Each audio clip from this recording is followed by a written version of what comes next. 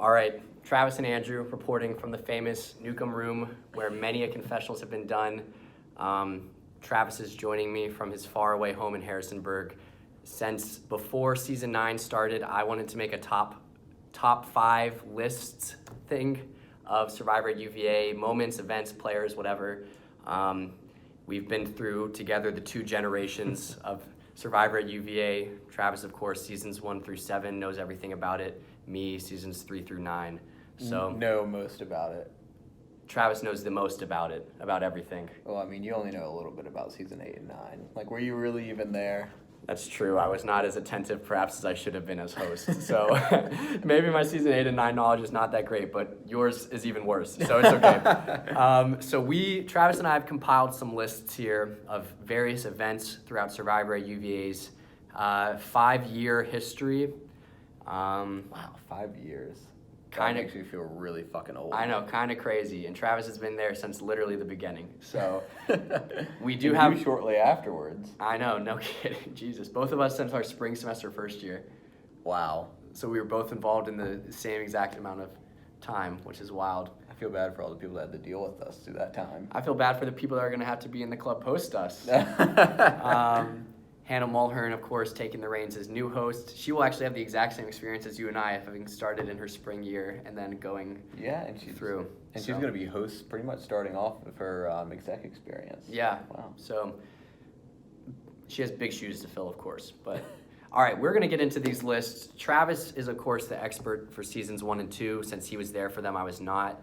And then he was absent for seasons 8 and 9, so I'm more of the expert for those. But we know basically everything in between for seasons 3 and 7.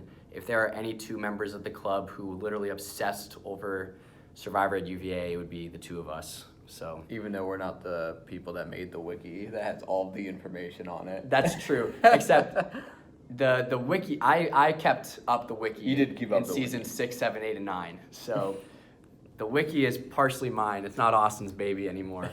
All right, we're going to start off. The first list here, we have top 10 Survivor UVA blindsides. Grabbing one from each season. Travis, start us off. Yeah, so first we're going to go with season 1, and there are quite a few in here. It's our first season. You know, you had a lot of people who were fans, but also probably the highest season of people who weren't fans. But that sure didn't stop people from playing because we got 3 of my favorite blindsides. We got the Noah blindside in season 1. It was the second vote. And pretty much led by Sam Henson, who just decided that he wants to make something happen. He's going to make a blindside happen. Didn't matter who it was, but he just went ahead and just wanted to blindside him. So not really a lot of planning went into it other than to just fool him. There was no real strategic value in it, just ready to get someone out. Then you have the Lucas blindside right at the merge. Really famous for having the first real flip of the season. So you got Austin with Lillian as the Brains tribe with the bronze. Then you had Leandra and Michael as the other side of the Brains with the beauties. They were all playing the vote together with a 5-5 split. And idols were played incorrectly, 2 of them. Then we went to a revote, and Austin infamously flipped after promising and swearing that he wasn't going to, and pretty much causes them to lose the game. And Lucas had literally no idea that he was going to go out because he thought they were going rock strong. Right? Oh yeah, Austin preached rock strong the entire week. I was out of the game at that point, but I got to hear all the details from him while I sat back and went, "Oh man, this is bad. this is bad." Yeah, Austin had been playing up how him and Lucas were super close, and how he wasn't going to do it to him, and then he did. Then we finally have the Blake vote out in season 1. That was flawlessly put together by the Brains, mostly Leandra and Austin. No slander to Lillian and Michael, but they are really the strategic brains behind everything. And Blake was voted out with an idol in his pocket after the Brains got together at the final 7 and went out against the Beauties. Yeah, it's a great time to get voted out with an idol in your pocket at Final 7. Only elites go out at Final 7 with an idol in their pocket. But yeah, I was not around for season 1, so I don't know all the intricacies of those blindsides, but I do know that the Lucas vote out is almost exactly what lost Austin the game. So it was bad. what was so entertaining about it was just how bad Austin misplayed the situation, because he had everybody convinced that he was going to do it. And it was because of that. It was because there was no preparation before the fact, that when Lucas was voted out, Austin's game was done just like Lucas. Yeah, all the Braun hated him after that point. And that's what makes the Lucas blindside the best, in my opinion. Beautiful. Well, moving on to season 2. A lot of big blindsides from season 2. Obviously, I wasn't there either for that one, or for those votes, but I've heard a lot about it. I know you've got some big ones with Carly getting voted out, not even being at the tribal council. Of course, Zion going at final 8, a big vote, big player. Lots of surprises at that tribal council just in general. But why don't you talk about the best blindside of season 2? Oh yeah, so season 2, the pre-merge of that started off pretty slow, but once you got to the merge, wow, did it pick up. You had Cameron, who was playing double agent with the oh my gosh, I can't remember the name of the tribes. The Powhatan and right? Cherokee, maybe? No, it wasn't Cherokee. Native American It was tribe started with names. an M. Monacan, yes, it was Powhatan and Monacan tribes. Cameron was playing double agent while Jocelyn and Carly had flipped to the Monacan side. Unbeknownst to everybody else, Carly and McKenna being sisters. Right. I forgot no one knew about that. Yeah, it was a questionable twist we threw in there, but hey, it was season 2. Right, early on.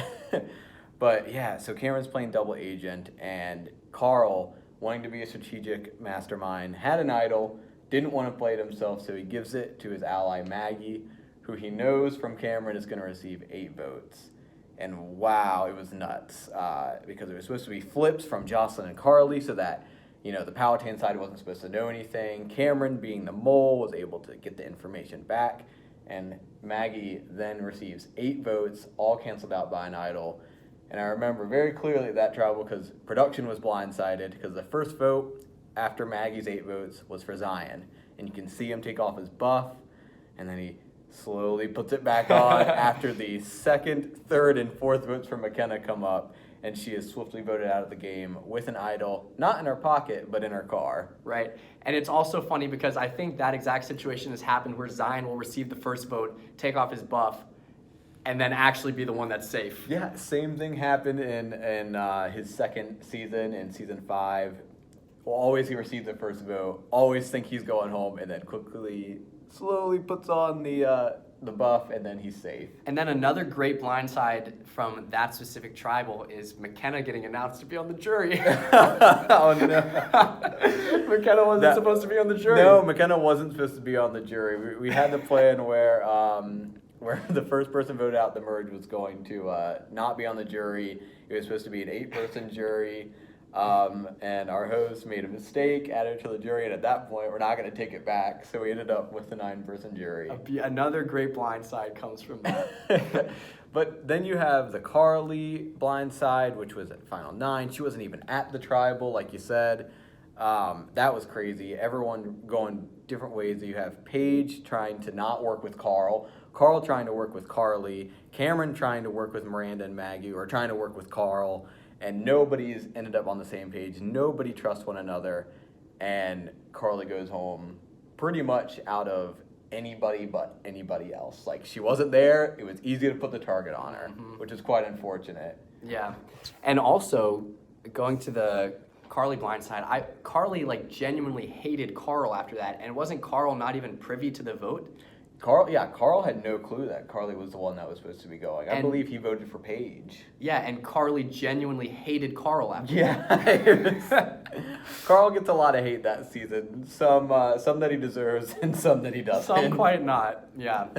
And then Jocelyn's, because people didn't know that Cameron was the mole yet, she went right after, and took it really hard too, because you had Miranda and Maggie who really wanted to stick it to her for flipping on them. And they said some harsh things on her way out. And Jocelyn's exit from season 2 was not quite as graceful as it could have been. Well, you know what, Travis? That's a good segue, because I would say the early seasons, in fact, pre-season 5, has a lot of dark moments. So moving on to probably our darkest season 3, which has no shortage of great blindsides, but probably the worst season of Survivor at UVA, just for a number of reasons. Miranda's a fantastic winner, but there are things that happened. Obviously, a final tribal council is just nasty. We have a lot of people that didn't play the game. We had some people that were playing really hard and maybe went early. So that is conducive to a lot of great blindsides. Even the first vote, Shamaya gets blindsided, and she is, very upset about it at me, Miranda, Victor, and Matt. You have some other great blindsides. Of course, Sam at the merge getting idled out because Malcolm drunkenly tells Matt to play his idol.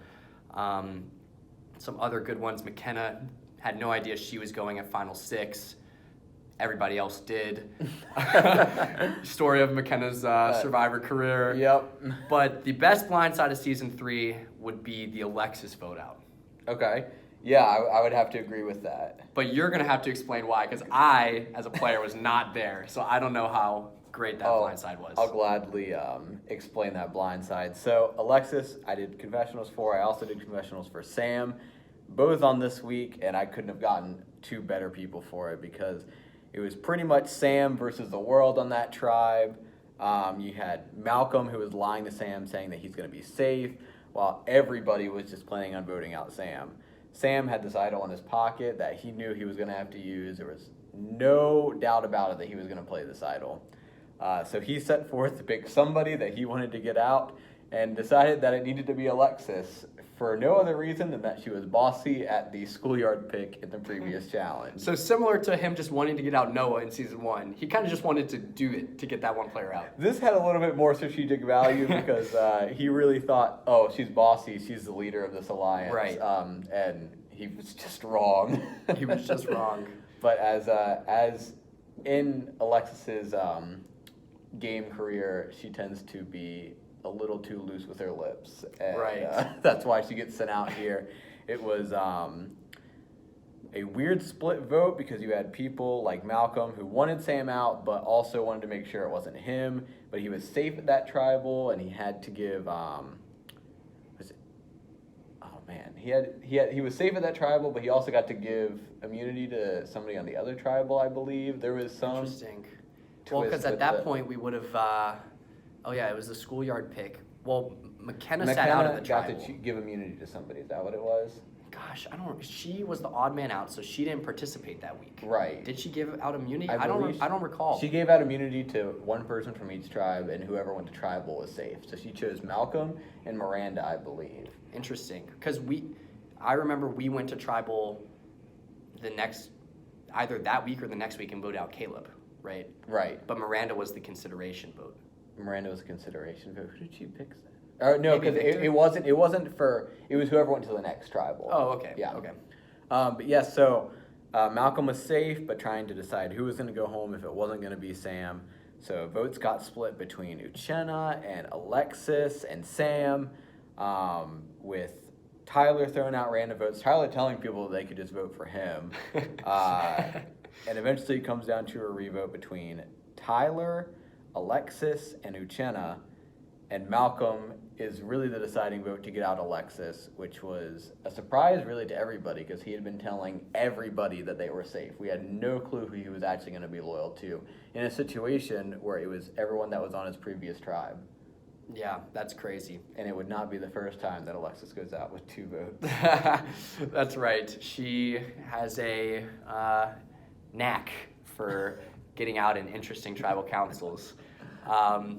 Of course, some other big, blindsides of season 3 that we have listed here. Darwin thought that he was in big with Malcolm and Tyler. Of course, there was the Upperclassmen Alliance that Darwin was not privy to.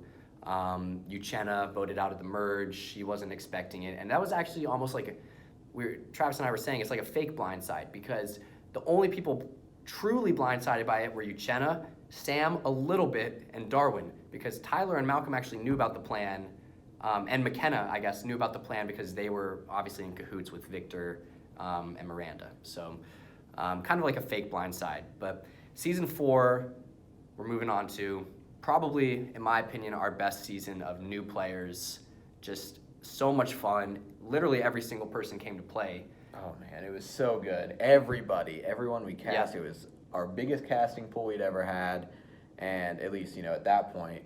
and everybody really came to play. Yeah, even the people that you could consider as like the low tier players of season 4 were still playing the game, right? And so I think that's maybe a reason why you've seen the most amount of returning players from season 4. Almost every single player from season 4 has returned. There's only, off the top of my head, I can think of 4 players that haven't returned from season 4. Peyton, Margaret, who was the first booty that season? What was her name again? Quinn? Quinn, yeah. Margaret, Peyton, Quinn, and Katy. Those are the only 4. Oh, Big Ryan, I guess. And then everyone else has returned, right? Yeah, and I think even 3 of those 5 people have all been considered to come back at one time or another. Yeah, so absolutely crazy season. But we're not talking about the players necessarily. We're talking about the blindsides this time around. Season 4 starts off with a great blindside of Big Ryan. Max, Big Ryan, and Sarah obviously blindsided by that. Who would think that the strongest, most athletic person would get voted out at the 3rd tribal council? Obviously huge.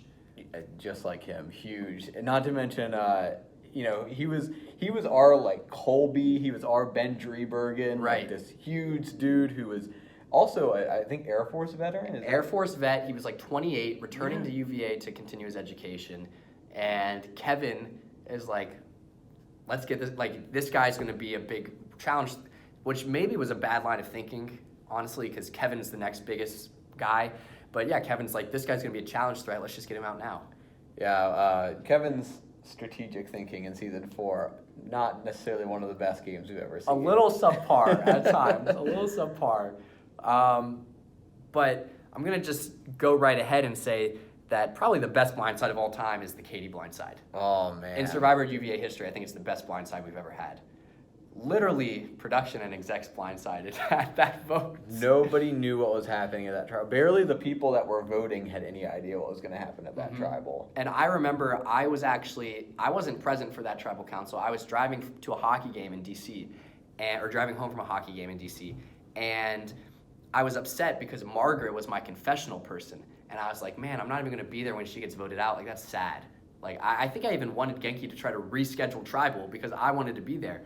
And then I get a text from Sam Henson, who was at the tribal council, and he's like, you will not believe what the fuck just happened. And I'm like, what are you talking about? And he's like, Katy got voted out. And I'm like, what? Like, where'd that come from? Literally, no one on exec knew it was happening. No, it was, I remember I met with Ethan and Ryan and Aaron all that week, all my confessional people. I had to meet with them multiple times because things were constantly shifting. And not once was Katy as a potential target ever mentioned. Yeah, it was really, this was one of the best behind the scene moves where Mario like has his like puppeteer ropes on Max, and was he the one that started the rumor that Ellie and Katy somebody started the rumor that Ellie and Katy were friends, which was, I think Kevin started. Was Kevin, I guess he planted the seeds. It was true to an extent. Like, it wasn't completely true. They like knew each other, but they weren't friends. Yeah. But I mean, Mario pulled the strings on Max. But the interesting thing about this blindside too, extremely entertaining. But Max and Ethan, the two that flipped, were not aware that the other player was going to flip. So they were making a blind flip essentially, hoping that it would work out, not realizing that the other one was flipping. Yeah, all the information they got was pretty much from Mario and Lauren being like, mostly Mario being like, hey, you need to vote out Katy. Don't worry about it. It'll work out. And they just did. And they just did it, which kind of just speaks to the power that Mario exuded in season 4. It is unreal. Mario could just tell people what to do and give them barely any information, and they would still just do it. Yep. And he would even tell them, like, I can't tell you why. I'll tell you later. Like, that's literally what he would do with Max. He was like, Max, I'll give you like a crumb of information now, but I'll give you the information next week. And it always worked. And then Katy gets voted out. The look on Tommy and Hannah's face at that tribal council is insane. Margaret has a huge grin on her face when it happens. Of course, this sets Tommy down his warpath. It also, in a way, kind of fucks over Margaret because this is the catalyst that causes her to get close with Max and Tommy and the rest of the upperclassmen, who of course have bitter feelings at the end of the game and don't vote for Margaret to win, right? Yeah. It completely breaks open the Chominique alliance of surviving 6, and allows Margaret to worm her way in, just to break it a couple weeks later. Yeah, absolutely brutal blindside. A lot of great blindsides in season 4. We also have written down that Tommy and Peyton, the first 2 votes of the merge, were pretty big blindsides, especially because for Tommy's blindside, the upperclassmen were just like, oh, like someone made a mistake, or there was a leak, something like that, right? And so then they were like, in order to fix the leak, we'll just randomly vote at the Peyton vote, not expecting that the leak might just flip. So, funny blindsides there. Oh, yeah. Top 10 strategic move, pulling a name out of a hat, right, voting. Great. They were very smart for that one. I think also Max burns does Max burn an extra vote there or the next week? It's at the Peyton vote. It is at the Peyton vote. Yep. Yeah, so that's another great blindside, honestly. Peyton didn't see it coming, and the upperclassmen thought they had this sure-proof plan or foolproof plan of drawing names out of a hat. I think what's really funny comparing season 3 and season 4 is you have 2 different upperclassmen alliances. One is just, of course, season 3's upperclassmen alliance was very much helped by their own external relationships, but they were well put together. They knew what they were doing, well organized, knew exactly what to say to each person. And in season 4, they were a bunch of ragtag people who were barely trusting one another. And then they got on the jury, and they were one united block then. Mm-hmm. They certainly were a united block at the jury. A great, we love that upperclassmen voting block at the jury. Well, we move on to season 5, Travis. Probably the most entertaining season. There are some low points, there's some high points, but the most entertaining season by far. Almost every single vote a blindside in one way or another. You have a few exception votes, like Paige, not really a blindside, right? I guess willing to argue that Aaron's vote might not have been a blindside, but a lot of big blindsides. Yeah. A few to name. I'll just start off. Carl getting voted out. The second vote out, one of the biggest blindsides, literally sets the course for the season, as we were talking about, defining how friendships did not matter. Outside the game, friendships did not matter. Because Carl gets flipped on by Austin, who... Okay, so I was part of that vote, as you know, right? Of course, I was there. of course. I was blindsided. We'll back up from the vote itself. At that tribal council, Zion makes Sarah cry. Zion, McKenna, and Jocelyn look at me and say, why are you not voting out Carl? Like, you don't know how he played. Like, he's so mischievous. You're just, like, you don't understand him. And all the while, me, Carl, and Sarah are like, it doesn't even fucking matter. Like, we have this in the back. We're like, we have Mario, and Austin would never flip, not after what happened in season 1. I think that was actually an argument we made, Travis, was we were like, Austin would not flip because look at what happened in season 1. He lost the game because of his flip. And then the votes come up. It's 4-5, and then kill a Carl. Oh. Kill a Carl. And oh my God, Travis, that was just a brutal. And I didn't know what was going to happen either. Of course, Travis didn't even know that Carl was getting blindsided. Of course, he actually did know. It was just wonderfully executed. Because both sides thought they had Austin.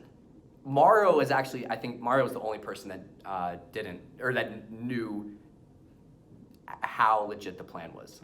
Yeah, because Austin entrusted Mario with that information right before the vote, when he definitely should not have, but luckily he had done such a good job with everybody else. If there's something Austin knows how to do, it's how to convince 2 sides that he's with both of them. Yeah, it's because he's such a lovable person just in general. Well, you might disagree with that. He's fine. But he's fine.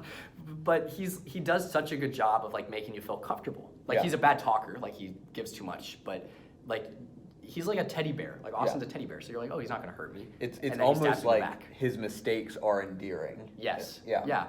But it's actually funny that he entrusted Mario with that information, because literally before tribal council, Mario calls me and Carl and says, Austin's not with us. And we're like, dude, he's with us. He was not with us.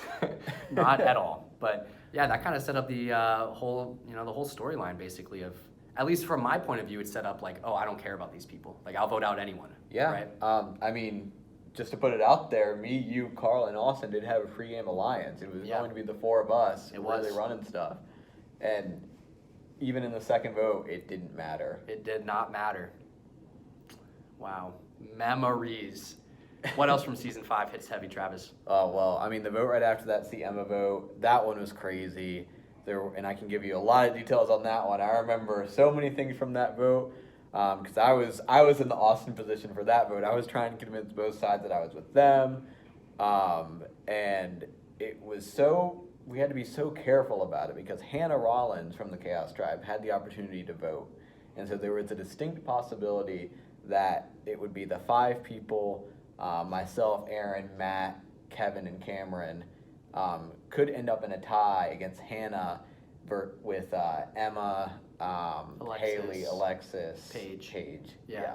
And that was something we were trying to avoid. So there was so much meticulous work in trying to get the Emma side of things to split the votes in a certain way, and that way 5 votes would be able to take her out. And it worked. Hannah didn't even end up voting, so it didn't matter. But Emma going out third for the second time was quite rough. So much so it made the host cry twice. And it was also somewhat mean-spirited of like me and Newberry, but we were purposely perpetuating let's get out Emma. Emma's got these connections because we thought it would actually be funny if Emma went out third. So kind of mean of us. Also, that kind of propels the storyline of Haley's storyline of season 5 of I hate Travis. Yep. I want to get out Travis. Yep. And it only gets better after the season. Oh yeah. Other great blindsides. I mean, you have the Alexis vote, the McKenna vote.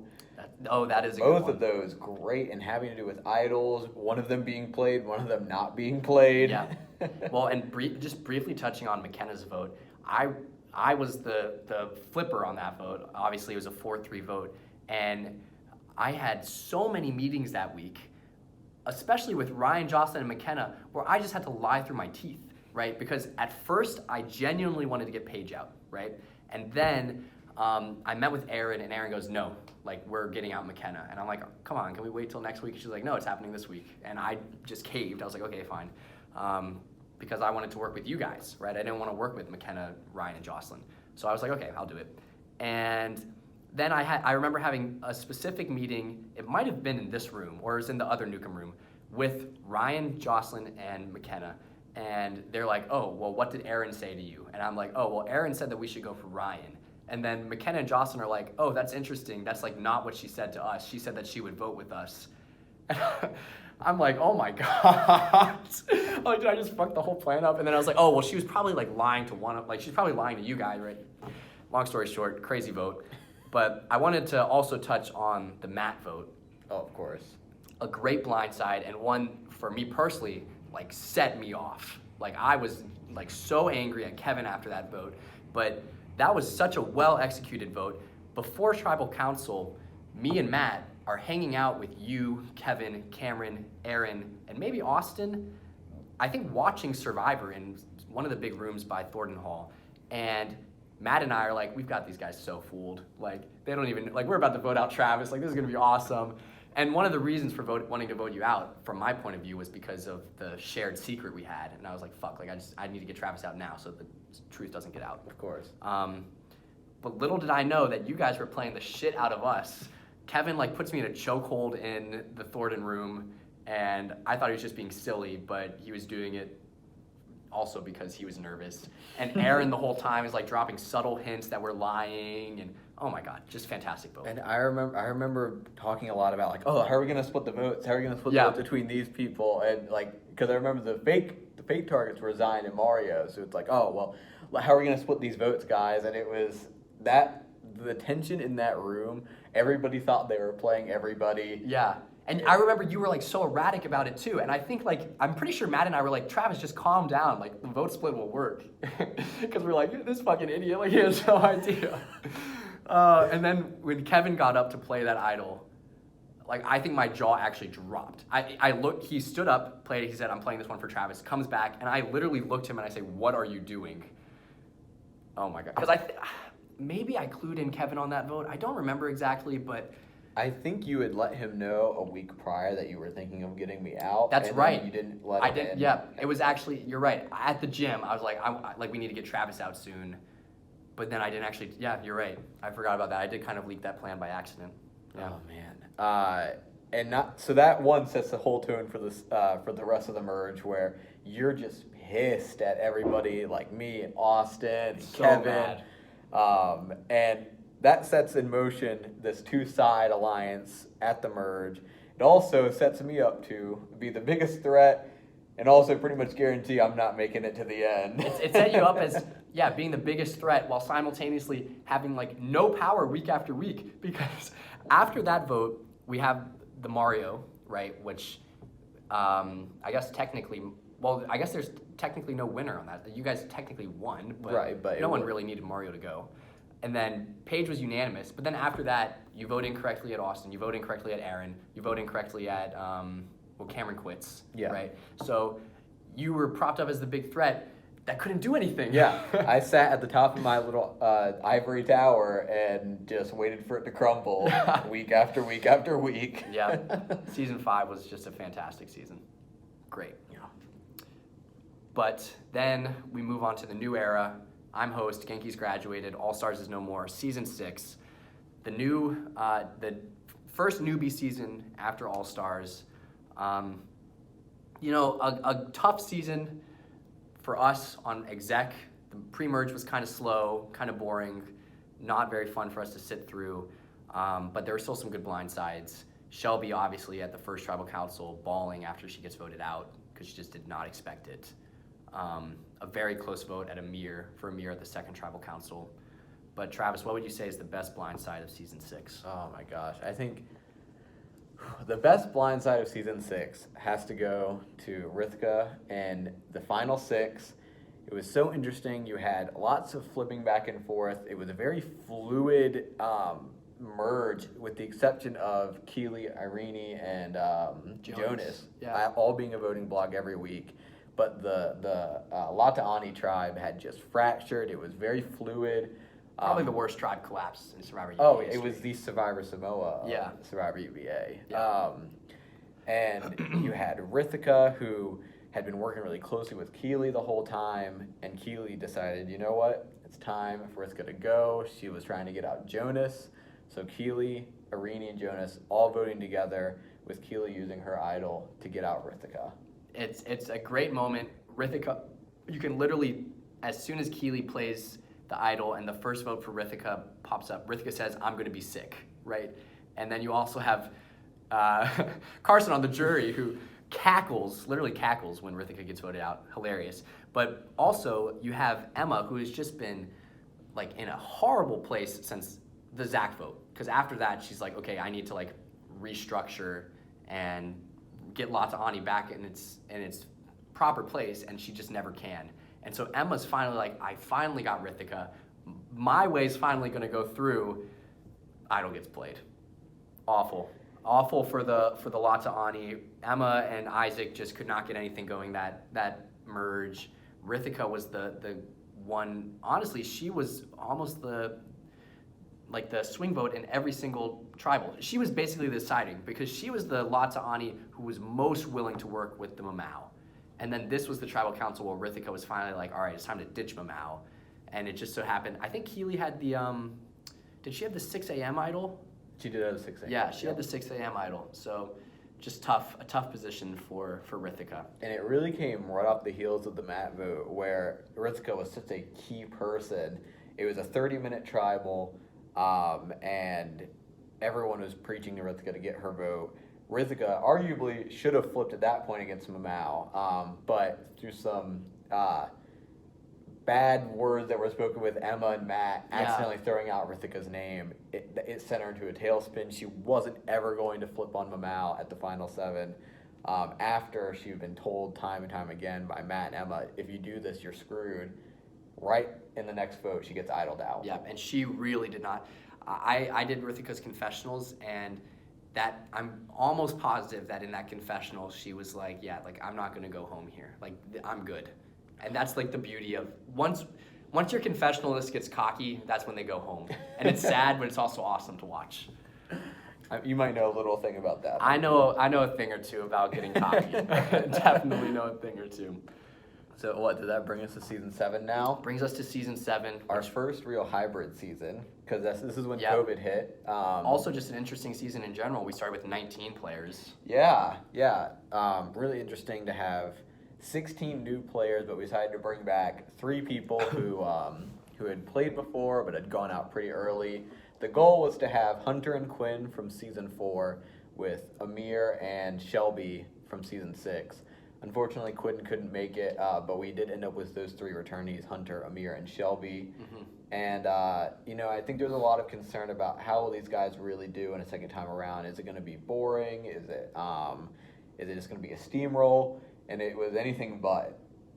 No, yeah, it was the pre-merge of season 7 was one of the more exciting pre-merges I think we've had, especially in Gen 2 of Survivor at UVA. And the post-merge was fun. Of course, once we went hybrid, it kind of drained the life out of a lot of people, which is a shame. But season 7, I think, could have shaped up to be one of our better seasons, maybe even close to season 4 level, because it was so exciting. We had a lot of great blindsides as well.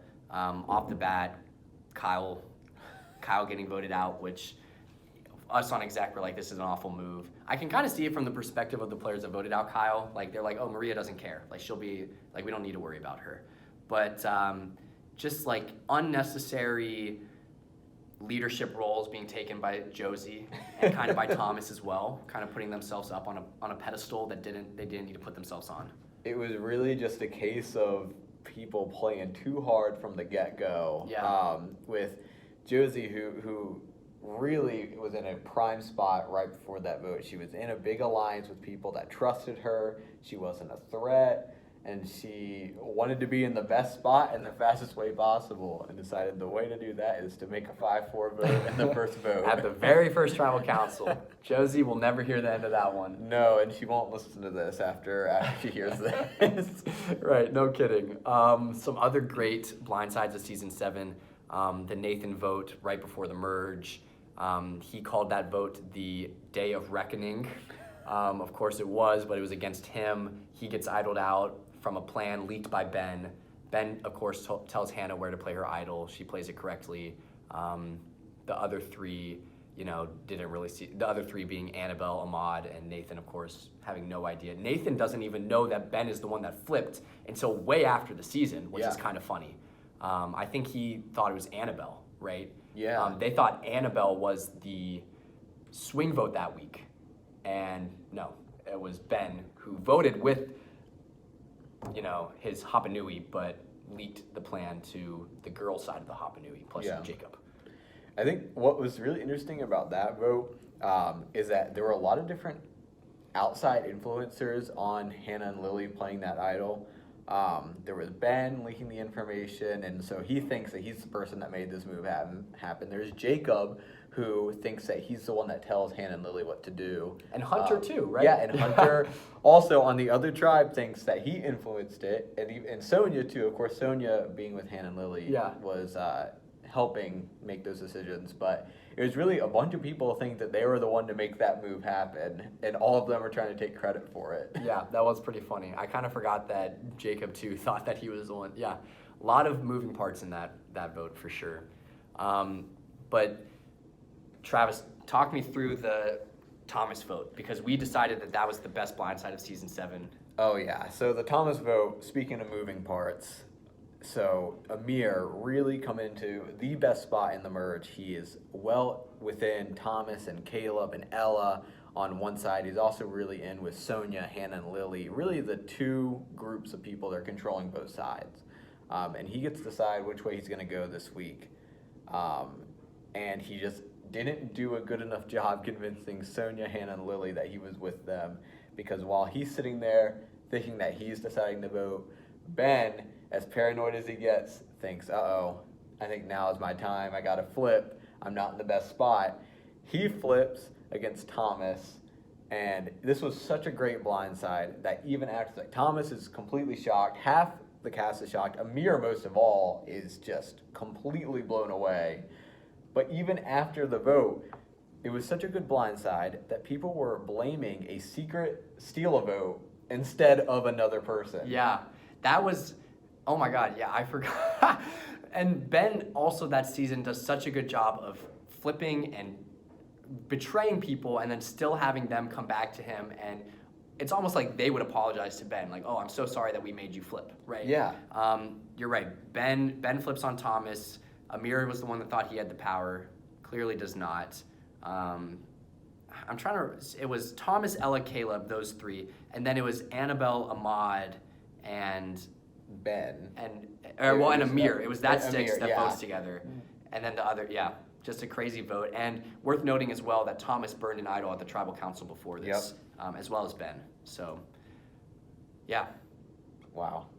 a great blindside. So good. When Ben does such a great job at convincing a group of people that a secret steal vote is more plausible than him flipping, that is chef's kiss. It is. It really is.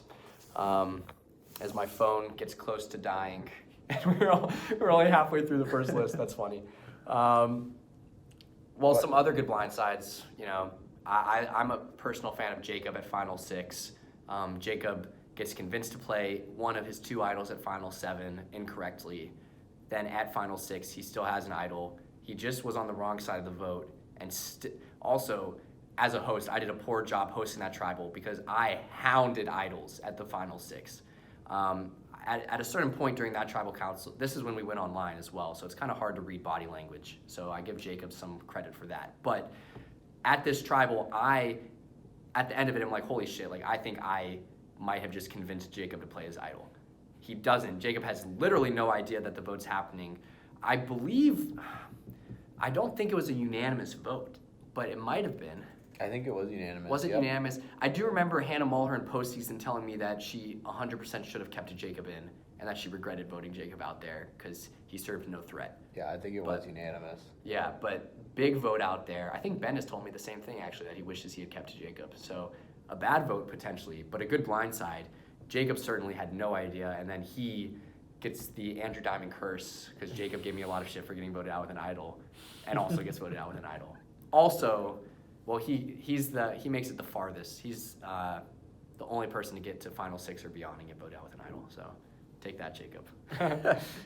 Well, I guess moving on to seasons 8 and 9, where you're going to be much more the expert than me. Right. Feel free. Tell me about some of the great blindsides of season 8. So season 8 was mainly online, of course. We had, after, I think it was Final 6 on, we transitioned into an in-person season somewhat. A lot of the events were still online. But season 8 was a 16-person cast, and if it had been in person, it would have been really, really exciting. This was a season where the players came to play. Almost all of them played hard, with the exception of the first, one or two boots who really didn't do much. Everybody else played very hard. Some great blindsides, to name a few. Ethan getting turned on by Max and Daniel, who decided to work with the girls. Ethan votes with Jenna H. and he votes with Jenna H. and someone else, but Daniel and Max had convinced Jenna Short to flip to their side. Ethan gets majorly blindsided because he was in a big alliance with Daniel and Max. Not only that, we of course have Melanie at the merge, has no idea she's going home, a big social threat, and that's why she was targeted. But the biggest blindside of season 8 is Max at the final 10. It is a 5-5 vote. I'm almost positive was what the vote was. And 5 people are voting for Lauren Eskew, 5 people are voting for Max. Lauren Eskew has an idol, Max has an idol. Lauren Eskew plays her idol. So the Max side knows that Lauren A is not getting votes. Max still sits on his idol, and the Max votes come up. Max gets voted out, which I just can't even comprehend why you'd sit on your idol when the person you voted for has played it. You know it's going to, that either your ally is getting voted out or that's the only possibility, is that your ally's getting voted out or you're getting voted out. Why not save yourself? He doesn't do it. Another aspect or reason that this blindside is good is because Jenna Short, who is arguably Max's closest ally, who hands Max the idol at the Club Penguin idol find, is the one that puts this plan into motion. She's the one that votes, that decides, let's vote out Max Jensen. And the reason is because Max is so nice that it scares her. So she votes out her number one ally who had an idol in his pocket. He had no idea, literally no idea. And it's also a sad start to the story of Max Jensen because in season 9, he's collateral damage for just being an ally of Mario. Tough blindside. That is tough, man. Wow. I didn't know about most of that, but it's crazy how 5 people could have done such a good job convincing Max that he was not the person getting votes, that he doesn't play his idol even when the person he votes for plays one. Yep, and I'm trying to remember, I think the side, it was Daniel, Max, I want to say Jenna Hughes, Isabel, because Jenna Hughes voted incorrectly a lot. She might have voted correctly at that tribal, but I don't think she did. And then Isabella and Skylar. I think that was the 5. And then it was Lauren A., Jenna Short, JoJo, Ronnie, and Swish, maybe. Although Ronnie and Swish might have been with Max Jensen. I don't think they were. It's kind of hard for me to recall. Yeah, that was a really fluid season, if I remember right. Like once, it was right after the merge vote, it kind of people were really going everywhere. People were everywhere. The only like really defined relationship was like Skylar, Isabella, and then Ronnie and Swish. Everything else was pretty fluid. Wow. Yeah. Segues us into season 9, the most recent season, our most recent All-Star season. Fantastic season. Similar to season 5, there are a lot of blindsides, but I wouldn't say it's as blindsidey as season 5 was. Right. But just to name a few, obviously Zion gets blindsided right before the merge. He has an idol in his pocket. Mario gets idled out. Now, I think he expected votes, but no one expected Emma Hop, of all people, to have an idol, which she was given by Ben Rosenthal while we were at the beach, which is kind of funny. Some other great ones. Max, he didn't know. That was a split vote. He didn't know he was getting votes. But there are 2 specific votes in season 9 that are absolutely some of the biggest blindsides. First, we'll talk about Jenna Hughes getting blindsided. Oh my God. Which should not have been a blindside because, Travis, Jenna Hughes has both Isabella and Hannah Mulhern telling her that she's getting votes.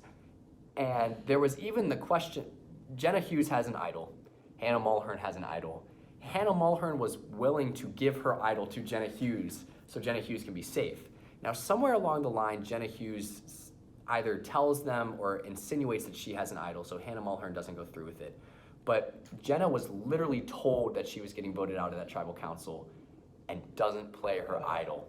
Oh, that's terrible. This is one of the few tribal councils that I was really invested in, really curious how this is going to play out. And I remember that production chat for about 4 hours went from the potential of Jenna Hughes having 2 idols, getting one from Hannah Mulhern, playing it, saving one for herself, and in a matter of hours had talked herself not only out of getting that second idol, but also got herself voted out after talking to Lauren Parker to make sure, hey, I'm not getting votes, right? It is crazy how in 4 hours that all changed. Yeah, and it went from, that same chat went from, wow, Jenna Hughes is about to become a huge power player, to a lot of people saying, man, Jenna Hughes, not a smart move, might be one of the worst moves in Survivor at UVA, but I don't want to upset or hurt Jenna's feelings because it's hard to read people at times, but when you get told that you're getting votes, and if no one knows that you have an idol and people are telling you you're getting votes, chances are they're being legit, especially when it's someone like Isabella. Like Jenna Hughes knew that Isabella would not have betrayed her, right? So that's a tough vote to look at for Jenna Hughes, but I actually think perhaps a more significant blindside, which is another scenario where production's blindsided, was the merge vote with Matt Carswell going home just by consent. Like he wasn't even a table, like on the table. Zion plays his idol correctly for himself. Thank God he finally plays his idol correctly. Hannah Mulhern stands up and plays her idol. Ethan literally says to Hannah, play it for Lily. So Hannah knows to play it for Lily because Ethan's flipping that vote, right? Ethan's the swing vote. Both sides think they have Ethan. They don't. Or one side doesn't, other side does. She plays it for Lily. And then Hannah Ward, who would have been the vote on the revote, plays her idol that Zion had slipped to her before he got voted out at the pre-merge. She plays her idol for herself, negating votes, but it doesn't matter because she doesn't get votes. But it ensures her safety on the revote. So now on the revote, you have Lauren Parker, who had immunity that week, I'm pretty certain. or maybe, no. Who had immunity at the first tribal? It might have been Max. No. What was your first challenge? Gosh. Merge. I'm trying to remember, Travis, what that first challenge was. I do think it actually might have been Lauren because, because her only immunity win came at, it doesn't matter who won immunity. It's possible that it was Tommy. It was either Tommy or Max. Long story short, Zion is safe, Hannah Ward is safe, Lily is safe. The other side of, Hannah Mulhern, Lily, and Ethan have the votes. So it's either going to come down to like Tommy or Carswell. I'm pretty sure Tommy had immunity. But Carswell, no one even wanted Carswell to go. Carswell goes.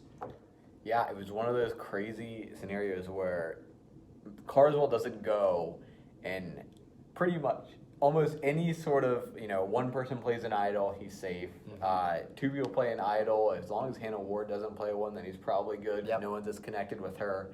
But it was just, he was in such a good spot to where it was just the easy vote at that point, which is crazy. Yeah.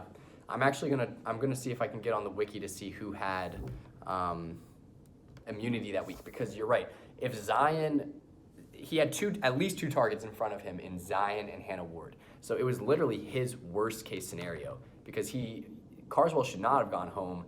And I remember when he got voted out, he was just shocked. Yeah. Like he saw the first Carswell and he was like, what the fuck? Like what is happening here? Yeah.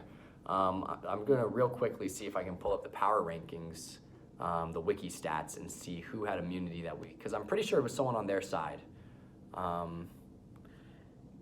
Yeah, and while you're looking that up, just to recap, That was the Max, season, actually. Max had won immunities. Yeah, he did. Because before that was when Lauren Parker, Max had immunity. So it was either going to be Matt Carswell, Tommy, or Lauren Parker. But Lauren Parker was insulated by Ethan, and Tommy was insulated by Max. So it did just kind of come down to Carswell not having the allies on the other side. And it's funny because Lauren Parker, like you said, was being kept safe because Ethan was really the swing vote. When at the revote, that side votes for Ethan. Yeah, a brutal revote, because if they thought that anything, also a strange revote. Very strange. Both sides managed to have unanimous consensus on who was getting the votes. Maybe a little fishy. Yeah, a little funny business had to have gone down Yeah, there. but maybe I'll investigate that with like Isabella or something at another time. She'll tell me the truth. But that's our top set of blindsides. Yeah, just to go over them, we got the Lucas blindside in season 1, the McKenna blindside in season 2. In season 3, the Alexis vote. Season 4 is Katy's best of all time, Best really. of all time. Season 5, Carl really setting the motion for the whole season. Season 6, you want to take it from here? Season 6, of course, Rithika was probably the best blindside of that season. Season 7, we have Thomas.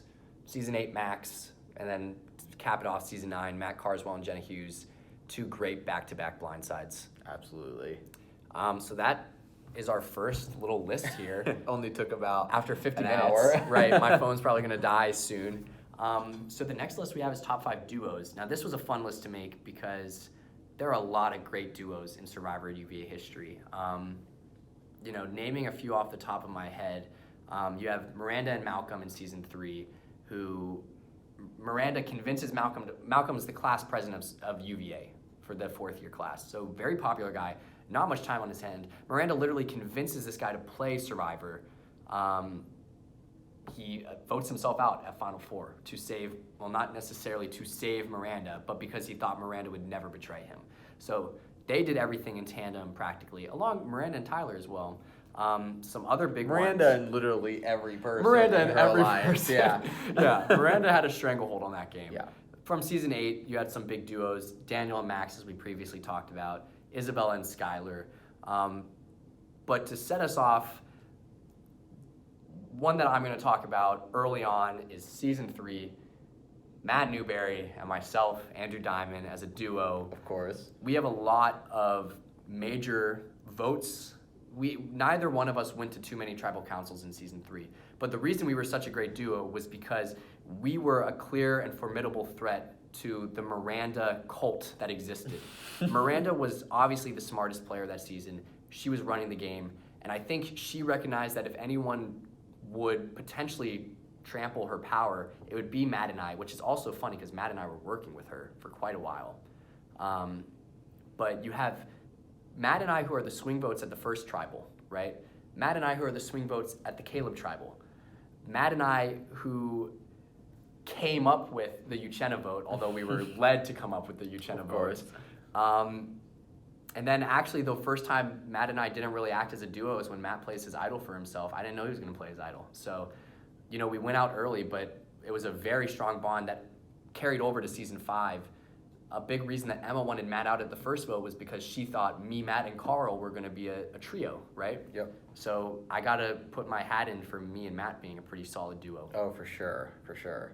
And as long as we're tooting each other's horns here, I guess I'll throw in myself and Austin Zavacki from season 1 and season 5. Started off as a trio with me, him, and Leandra. And once we got split up in the tribe swap with me and Austin, we only were together for two rounds, but we were super close, trying to figure out what we were going to do, which didn't actually matter because I was screwed the second that Austin belly flopped into the water. A great moment. But we come back for season 5, and it's, you know, season 5 is marked with lots of cross-tribal communications. And it was really everybody but me and Austin specifically coming together like 3 times a day to talk about what happened, what we're going to do, and pretty much sharing most information with each other. He was telling me everything. I was telling him almost everything. Almost, yeah. And there was such a bond between us that Austin felt more emotionally than strategically that he needed to play his idol for me to get Alexis out, just to make sure that season 1 didn't repeat itself. Yeah, that was a big thing that we not behind the scenes, but as an opposite side of you guys, were like, Austin is literally sticking up for Travis because of what happened in season 1. We were like, this guy, and we felt the same with McKenna. We were like, they're playing for Travis. They're not even playing for themselves, which that's the mark of a pretty solid duo, is when the other person is putting their life on the line for you, right? So yeah, a very strong duo, you two. And a lot of that also stems from outside the club. You guys were basically best buds. Oh yeah, for sure. And a lot of people knew that. And so it put a huge target on y'all's backs, but you guys always had each other's backs. And I think you've mentioned before that in a way you guys were almost forced into that position. Like you had said that you would be willing to betray Austin, but you never had a good opportunity or any good time to actually do it because you and Austin had your backs against the wall. Yeah, it wasn't until, you know, when I thought I was in a really good spot, when I really wasn't coming into the merge, right before the Alexis vote, I was really preparing myself to get rid of Austin and work fully with like you and Matt, Kevin, and figure it out from there. And then the second that I received votes, it was, like I'm back against the wall. And it wasn't until we got a couple votes into the merge that I was like, okay, I have my plan, my grand plan to get out Austin at the Final Four in a 2-1-1. That will never, unfortunately, happen. But never. What's really fun, I think, and it's the same way with you and Matt as me and Austin, like, we are duos, we work really well with one another, but we're not afraid to play our own game and turn on the other if we need to. Right, which I'm going to transition it into this past season then, season 9. Tommy and Max, which is actually probably the opposite of playing their own game. Although they technically played their own game on different sides, when push comes to shove, neither one was willing to get rid of the other at all, right?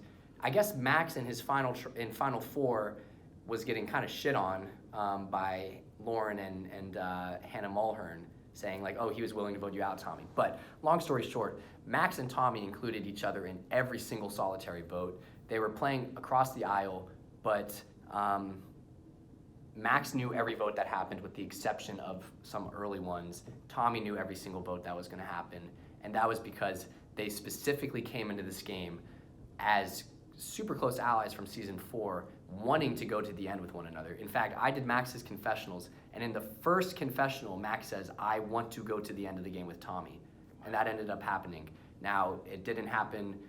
It didn't provide any benefit to Max because Max gets blown out in the end, and Max is a very good player in season 9. He played a fantastic game, but Tommy just played better, and that's, the duality of being in a duo is who gets the credit for the moves. And in that instance, when you guys are so tightly linked to things, Tommy got all the credit.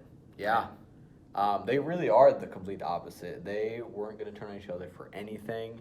And at that point, it's you're kind of leaving it up to fate. Yeah. You know, there's little things that you can do to separate yourself from your duo without really separating yourself. And I wouldn't say either one of them did it a ton until Tommy did it at the final tribal with just how he explained his game. Yep. And Max had a lot of opportunities to do it, specifically in the post-merge, and didn't take the opportunity. Yeah. Crazy. Great season. Great season. Well, let's move on to, I want to say, one of the most fun duos to watch, because it was early on in my career of being on Survivor at UVA, and it's a duo that started as a duo and then butted into a romance. And we on exec actively saw it butting into a romance, but that'd be Margaret and Ryan from season 4. Of course, they worked extremely closely with Mario, and they were the Super Mario Bros, so they had a trio. But within that trio, there was a tighter two, and that was Margaret and Ryan. You know, it's kind of a similar situation to Max and Tommy, where they were technically on separate sides of the game in the early merge, but they were always telling each other information. I do think Ryan was telling Margaret more information than Margaret may have been telling Ryan. But opposite sides, technically, Margaret flips to their side, and then Margaret, Ryan, and Mario literally run the game. But of course, their duo, them being a duo, shines because they were into one another, and they also were willing to turn on Mario. Ryan was not willing to turn on Margaret. Margaret did not think she needed to turn on Ryan because she was perceived as the better player. So another really strong duo. They made all the moves together. The only reason Margaret doesn't have like a 100% voting record like Ryan does is because Margaret had to play undercover cop, right? Yep. Absolutely agree. I remember you did Margaret's confessionals and I did Ryan's. It kind of felt like parents watching their kid, like, oh, like, this is what this one said about the other, and you're comparing notes. But wow, I mean, the trio specifically, all three of them were so effective. But, you know, like you said, Ryan and Margaret really get the spotlight because they make it to the end together. And there's that connection there that transcends the game. Yeah, which was fun to experience in real time, because I think I remember going to you and Austin and Carl or whoever I would have talked to in season 4 and being like, dude, like, Margaret and Ryan are into one another. Like, I was like, they would post something in their folder and I'd be like, oh my God, like, they are not just allies. But great, you know, alliance those two had. And then moving on to our last duo, quite interesting because Lily is a little bit of a polyamorous one in this group because she's got duos with a lot of people. Specifically, her and Hannah were really close in season 7 and a bit in season 9, but Ben and Lily end up kind of really taking over that about halfway through the game, and you can watch Lily get separated a little bit more from Sonia and Hannah. And get closer to Ben, and it's watching from the sidelines that you see, they're voting out Hunter, and Ben and Lily are about to really take control of this thing. Yeah, they really do. Once Ben realizes that he wants to work with the Hannah and Lily side rather than with the Nathan, Ahmad, Annabelle side, it's clear that Lily's the one that draws them together. It's kind of a fake relationship that they had. Ben at one point calls them Romeo and Juliet of season 7 because they're on, you know, different sides. But they were so close to the point where Lily votes out and helps orchestrate a vote out against Sonia, who is one of her closest allies, in a deliberate effort to make it so Hannah would have to be closer with Ben and Lily. They were really the strategic forces of the season and the social forces. And I think one of the reasons they became a tight duo was probably because they saw that the two of them were really strong players. I'm not sure Lily thinks that Hannah and Sonia were good players or strong players, and Ben certainly knows that Nathan, Ahmad, and Annabelle are not strong players. And so they see each other as strong players, and they're like, okay, I'll work with the other strong player. That will propel me, you know, as far as I need to go.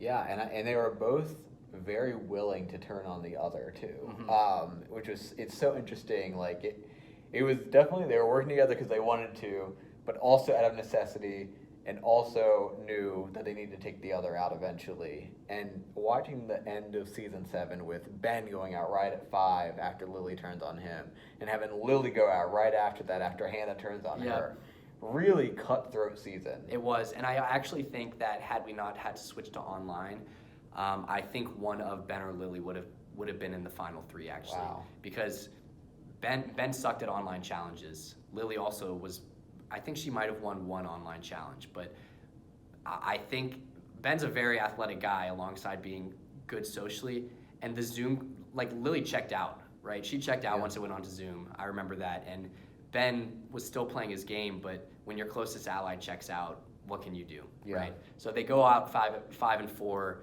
I do think especially, this is a little bit of a tangent, but Ben had, convinced Maggie to drink the Kool-Aid, and Maggie was on the Ben train when Ben got voted out at Final 5. So we won't get into this because it's about duos, but yeah, great alliance there. Really ran a lot of the merge. Yeah. Oh, absolutely. Season 7 is really the story of Ben and Lily. I agree. Yeah, and the story of Ben and Lily and why Hannah lost. Yeah. That Hop and Nui group was just kind of an elite tribe. It really was. It had some of our best characters and players on it. And to think Thomas should have been on it instead of Ganderson. Minor misplay on the buff drawing. But let's move on to another fun category, our top 5 idol plays. And this time we only have 5. We don't have... we won't have to go through all the different duos and idol plays. So I want to start talking about an idol play that I was specifically there for, and that we've actually already touched on. One that crushed me was Kevin idling out Matt at the final 12 of season 5, or final 13, excuse me, of season 5. All right, I have the votes. If anyone has a hidden immunity idol and would like to play one, now would be the time to do so. Yeah, Genki. I think everyone in the game at this point knew that I had this, and I just want to get it out of my hands, but I'm glad I can get some utility out of this. So this goes to Travis. Okay. All right, Genki. Well, let me go ahead and play mine then. So this will be for myself. All right. So, anybody else? If you want to. Yeah, let's go ahead and switch. So match the rest of the tribe. Going forward. The rules of Survivor state that if a hidden immunity idol is played, any votes cast for that person will not count. This is not a hidden immunity idol. You trying to tell me somebody gave me a fake idol, Genki? Oh. We get Look, that Jenna. Oh my God, that's so embarrassing. Any votes cast for Mario will count. Oh shit. My bag's packed for a reason. This is a hidden immunity idol. Any votes cast for Travis will not count. Matt. That's 1 vote Mario, 1 vote Matt.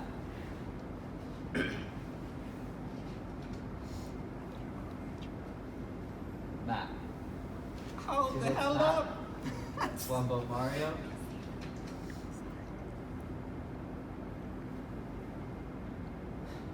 Ninth person voted out of Survivor Peace and Chaos. Can we switch buffs, Matt? Matt. Oh yeah, you can get it afterwards. Don't worry. GG, Matt. please don't tell me. The Travis vote.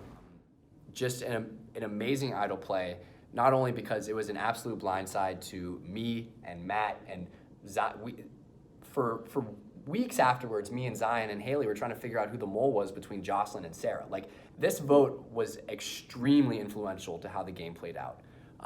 But this is a top 5 idol play in my opinion, because everybody on my side thought Kevin was a moron for keeping you in and voting out Matt, right? I genuinely despised Kevin after that moment, and I was like, he's such an idiot. There's no way he wins this game, right? I thought he was stupid.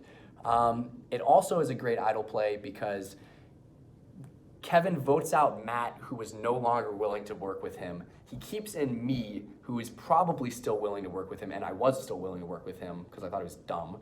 And then he also saves you, who is a much bigger threat, especially after that, because you've had now 2 idols played on you. So a big idol play because it was a very smart move by Kevin, even if in the moment I thought it was dumb. And besides the fact, also you have Jocelyn, who's playing secret agent. She takes a lot of heat, but gets a lot of information for you guys. It kind of set like clear boundaries and sides, which might not have existed had the idol play not happened. But yeah, there's just a lot of ramifications after that fact. Yeah, I think if I go there, the game really breaks wide open because Yeah. I feel like I was really a centerpiece for like bringing in Austin, who was bringing in Jocelyn. Aaron, I felt was pretty attached to me. Cameron was attached to me, and Kevin was just for a round or two, but his was much more keeping me as a threat. And me not being there, like all those pieces kind of scatter. Yeah. It did absolutely set up those 2 clear sides. It allowed Kevin to just go back and forth, and spread information. Sometimes too much information, sometimes not enough. But it really set him up for success. Yep, totally agree. It was a great play. Next up, why don't you tell me a little bit about this season 2 idol play? Wow. Okay. So this idol play. Wait, which one are we talking about exactly? Maggie Okay, there it is. against McKenna. Yeah, so we touched on this a little bit with the McKenna blindside, but it was the beginning of the merge. Carly and Jocelyn have flipped over to the Monacan side, and Cameron has flipped with them seemingly. However, he's really running information back and forth to Carl, his closest ally, and he lets Carl know, hey, Monacan, they're all voting for Maggie.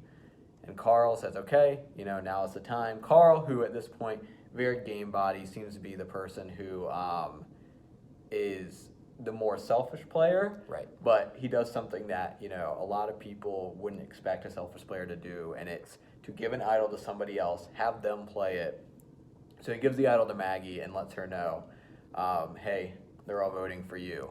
And I remember this moment, there's footage of it, of Maggie getting told this information in her jaw. Yeah, drops. I think it's in the hype video. It is in the hype video. Yeah, Carl goes, well, they're voting for you. And she goes, yeah, it's a great moment. and so, again, production blindside, she plays the idol. We knew she was going to play it, but we all thought Zion is the person that's going home here. And that first vote pops up, Maggie.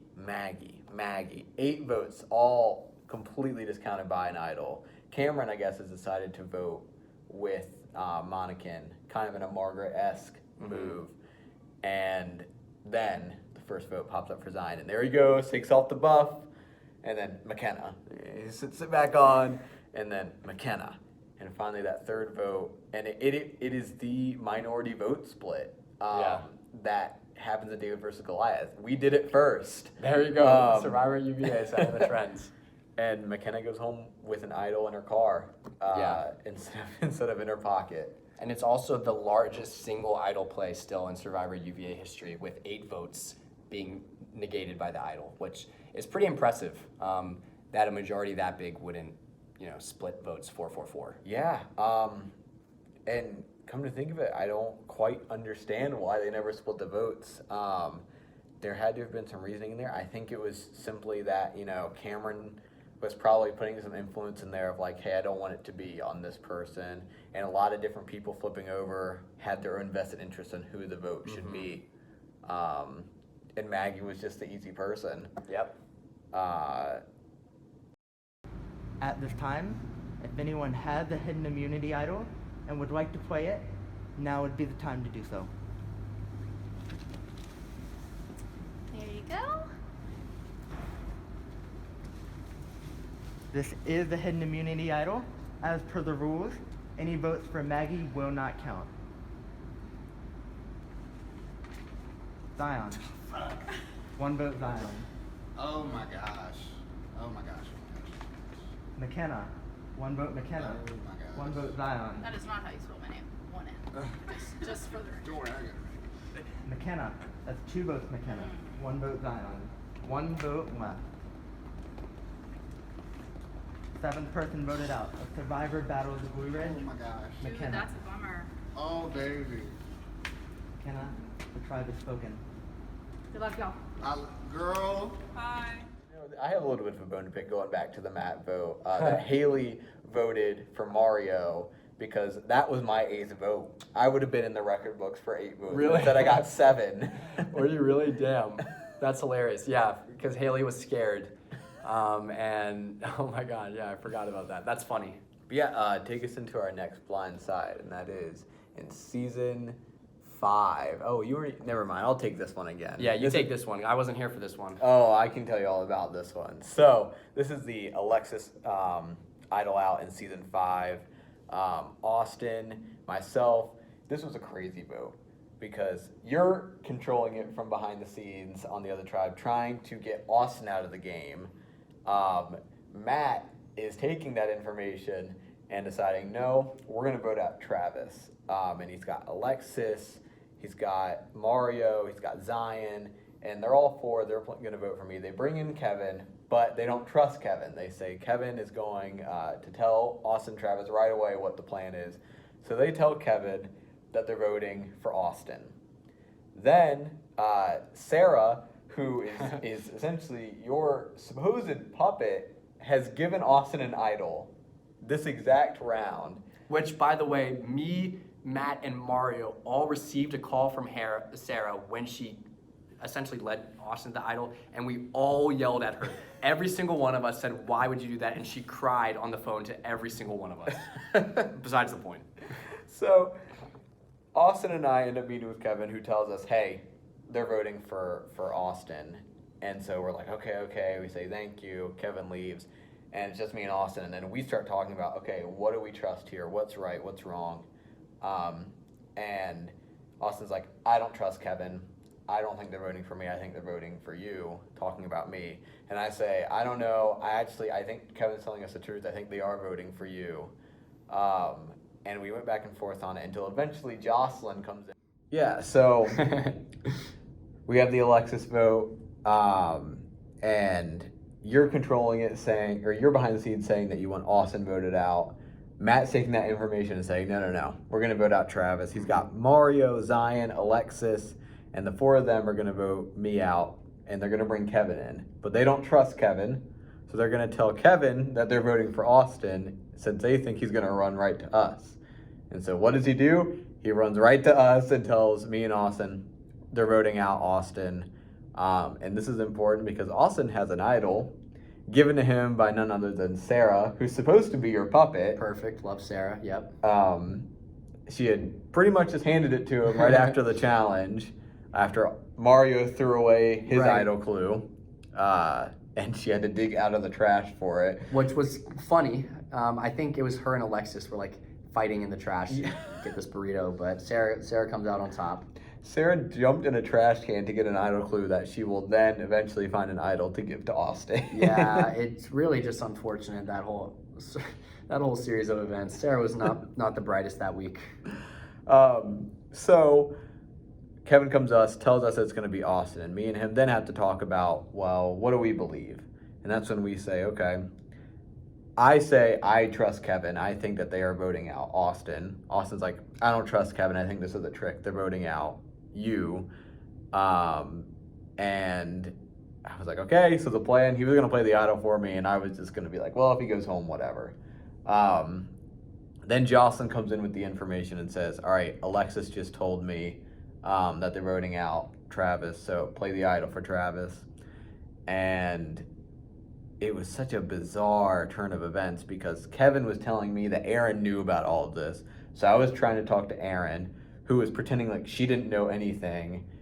And I remember both me and Austin are like, everybody's turned on us. It's just me, Sarah, and Austin working together against the world.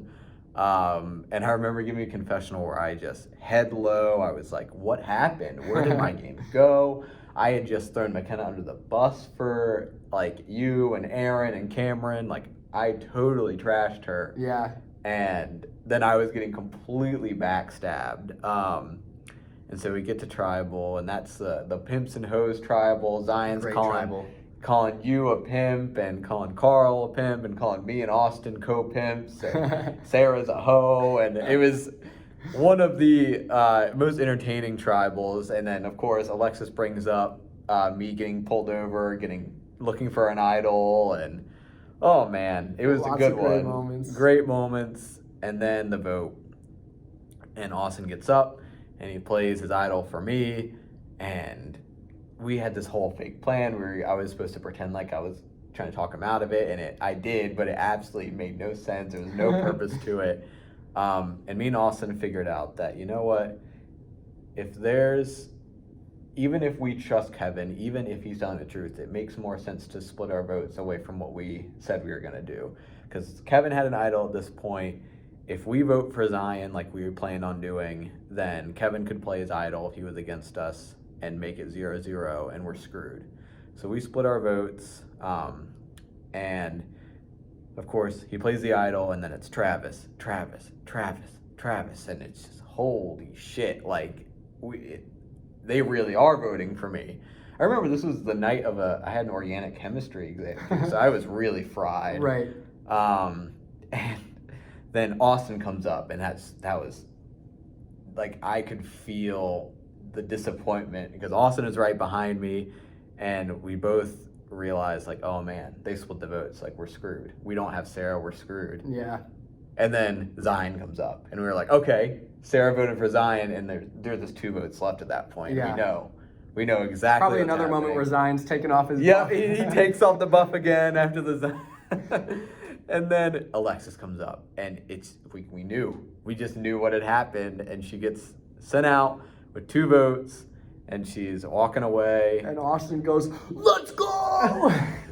Completely bursts out everybody's eardrums, and probably woke up half the people that were asleep anyway. And I remember turning to him, and I was like, "Don't do that. That's not nice." And then you While I pull out an umbrella that Alexis had left in my car for 2 years, for a year from season 3, that she never would take back, and said, "Hey, Alexis," and I handed her the umbrella, said it might be wet on the pre-jury trip, and then she left, and the air was still, and Genki said, "All right, you guys can leave." Kevin is out of there. He runs away, and me, not having any idea what had really happened, was just yelling, "Oh, what, Kevin, you don't want to talk anymore?" I'm like taunting him, and that's when everyone else is left. It's just me, Austin, and Sarah celebrating. And then Kevin calls me, and he's like, "I was to vote for Austin." Sarah takes the phone out of my hand and walks away and starts talking to Kevin. She took my phone to start talking. But great idol play. A great idol play. Oh, man. Yeah, there's a lot of moving parts, of course. And like you had said, like, I wanted Austin to go. I didn't want you to go because I needed you for the merge advantage that we were going to get. So when I had heard that you got votes, I was mad too, right? I was mad at Newberry. And I think Kevin, I was home that night, like in Richmond, and Kevin called me. There's some great footage on this. Kevin calls me, he's like, "Did you know?" And I was like, "What are you talking about?" And he's like, "Did you know that Travis was getting votes?" And I was like, that was when I had first heard it too. I was like, "What the fuck are you talking about?" And then I might have admitted that I thought Austin was getting votes, but I think I had to have admitted. But yeah, because he was as pissed at me then as I was when he played his idol for you, right? So just people get pissed off when you get idols played. Yeah, that's crazy. But All right, I have the votes. If anyone has a hidden immunity idol and would like to play one, now would be the time to do so. I'm coming. All right. Oh, okay, that was scary. The breakaway pants? That was kind of hot. I'm playing the idol for Travis. Wait, Travis. Austin? Are you sure? Nope. No. I had this chance in season 1. I screwed it up. I'm not messing up this time. Well, to be fair, you didn't because you didn't have the idol. But, alright. I don't know if that's... I'm playing it for Travis. Okay. All right. The rules of Survivor state that if a hidden immunity idol is played, then any votes cast for that person will not count. This is a hidden immunity idol. Any votes cast for Travis will not count. Sixth vote. Zion. 1 vote Austin, 1 vote Zion, 2 votes left. Seventh vote. Alexis. That's 1 vote Austin, 1 vote Zion, 1 vote Alexis, 1 vote left.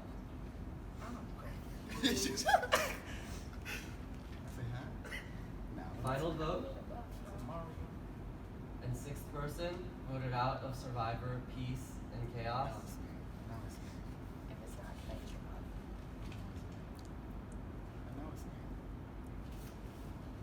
Let's go! Let's go! Calm down. That's not nice. Wow. Alexis, the tribe has spoken. Hey, Alexis, wait. I have your umbrella. Might be cold on a pre-jury trip. what? I knew it was coming. It's alright. But pivoting from season 5, and I will only talk about this briefly because we already talked a lot about it. But season 9, when Hannah, Zion, and other Hannah Ward and Hannah Mulhern, all play their idols at the merge, guaranteeing their safety.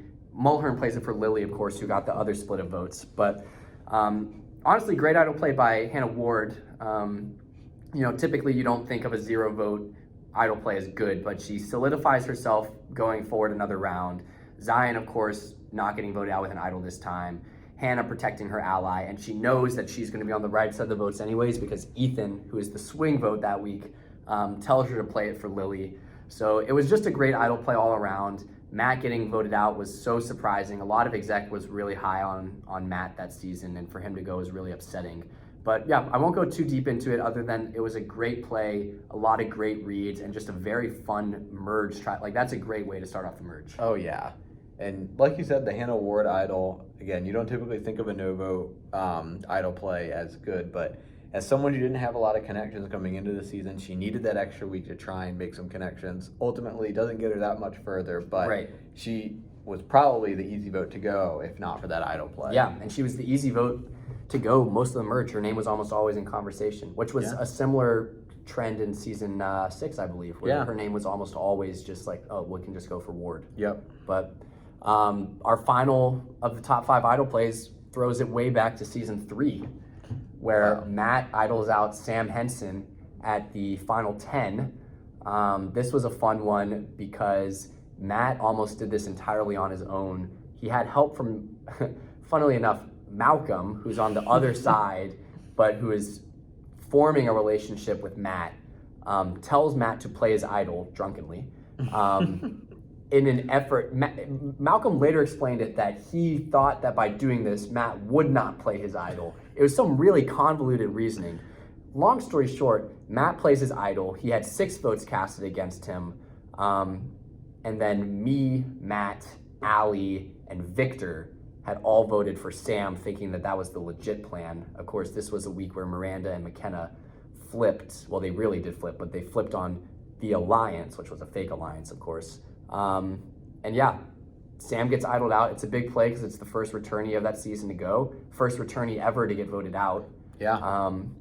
And me, Matt, and Allie especially, that whole season had been getting fed this, these lies that Sam is this devil, like he's an evil player. So we were genuinely unwilling to work with Sam. And I was especially unwilling to work with Sam after I gave information to Caleb, who gave information to Sam, who returned that information to Miranda. Right? Yep. So Sam was in a bad spot, but he gets idled out. It's a great play, especially because it's the one play of the season perhaps where Miranda does not know what's happening. Yeah. Right? So it's a crucial idol play in that the winner of the season, who literally had a stranglehold on every vote except for the first vote where she was on the line, and maybe the Caleb vote where she could have potentially have gone home. She probably would have sniffed it out. But besides those 2 votes, this was the only one where Miranda didn't know what was happening and did not have influence on who was going home.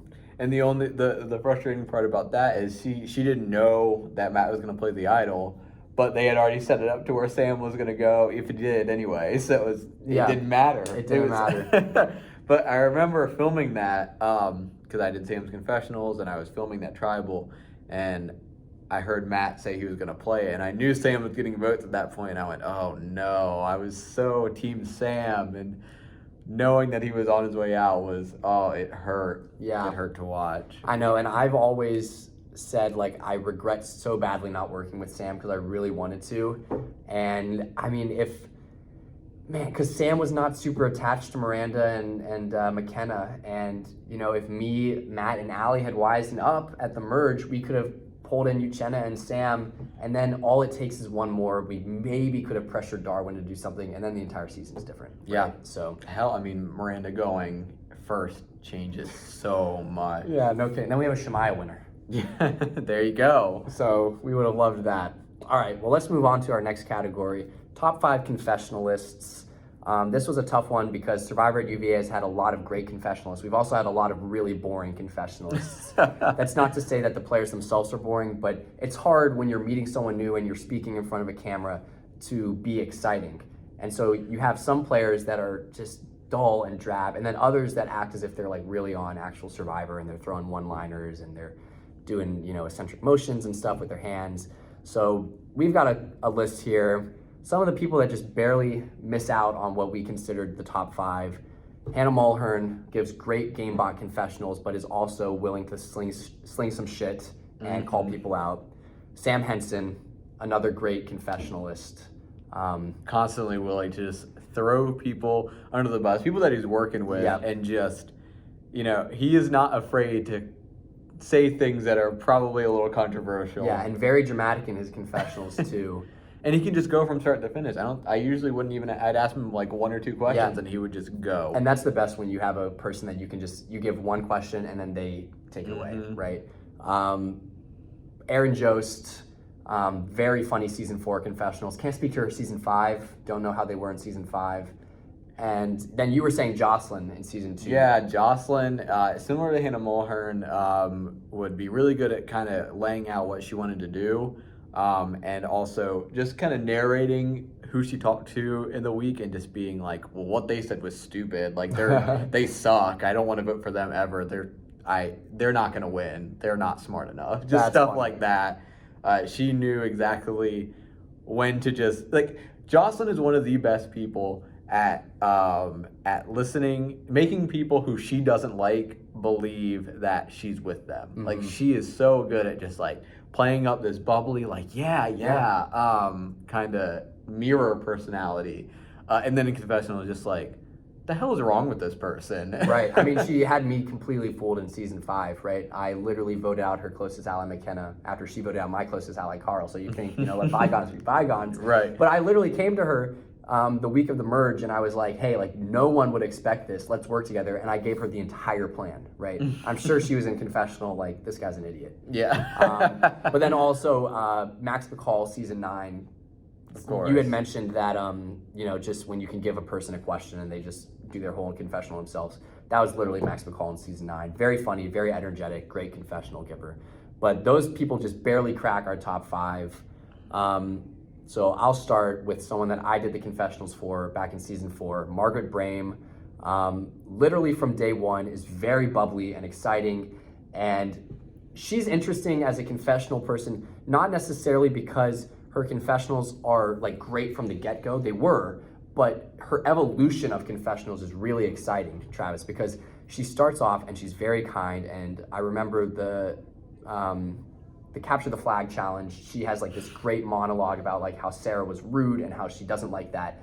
But then you look at the end of the season, Travis, and Margaret is like, calling Aaron out. And she's like, yeah, Aaron called me a bitch. Like, well, you're the one going home. Don't mess with me. Like, she just gave like these killer confessionals where she knew what was happening every week. So she was able to say like, yeah, you mess with me, like you're going home. And she consistently proved that week after week. And I think that's why when this season got uploaded to YouTube, people were so in love with, well, they either loved or hated Margaret, right? Mm-hmm. Most of them loved them. Most of them loved her. And I think it was because her confessionals were so exciting. Yeah. Like they're very fun to watch.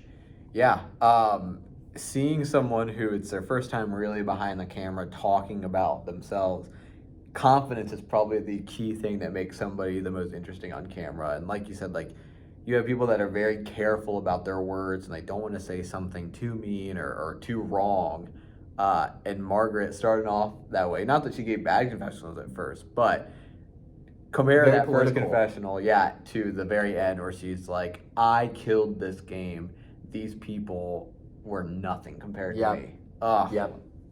That's what makes for someone that you love to hate or love to love, or it makes someone a magnet for any type of attention. Absolutely. Great confessionalist. But yeah, let's move on to one of my confessionalists, Amir Day, from season 6 and season 7. I would never say that he grew. I mean, he was only on season 6 for 2 rounds, but he gave great confessionals both times. And then in season 7, it was the same thing. He was good just from the get-go. And watching him describe the gross food challenge as an all-time confessional. Hilarious one-liners. Oh man, he knew exactly what to say to make you laugh. And I was always good about keeping my composure. Yeah. And I had to stop. I was laughing so hard. He knew what words to say to make people laugh.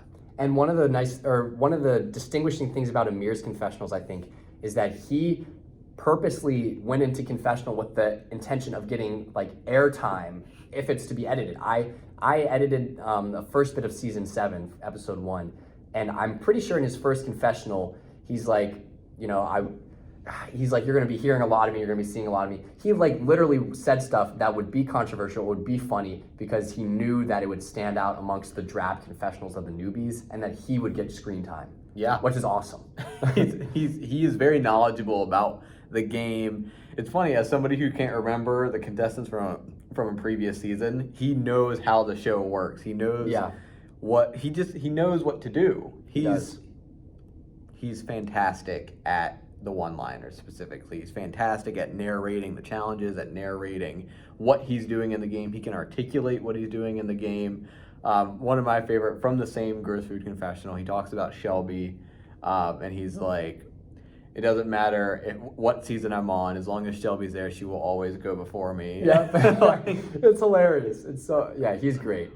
Well, I think there is a clear top 2 for best confessionals. So I'm gonna have to jump in and put myself at number 3 because Okay. I think the next 2 are so clearly the best 2 confessionalists ever. Yeah. I kind of want them to like get like the top spot. Oh, for sure. So we decided that I fit the bill as one of the top 5 confessionalists, probably for reasons similar to Margaret and Amir, but there aren't too many people that come into Survivor at UVA and become so arrogant and so egotistical that it's almost antithetical to their actual personality.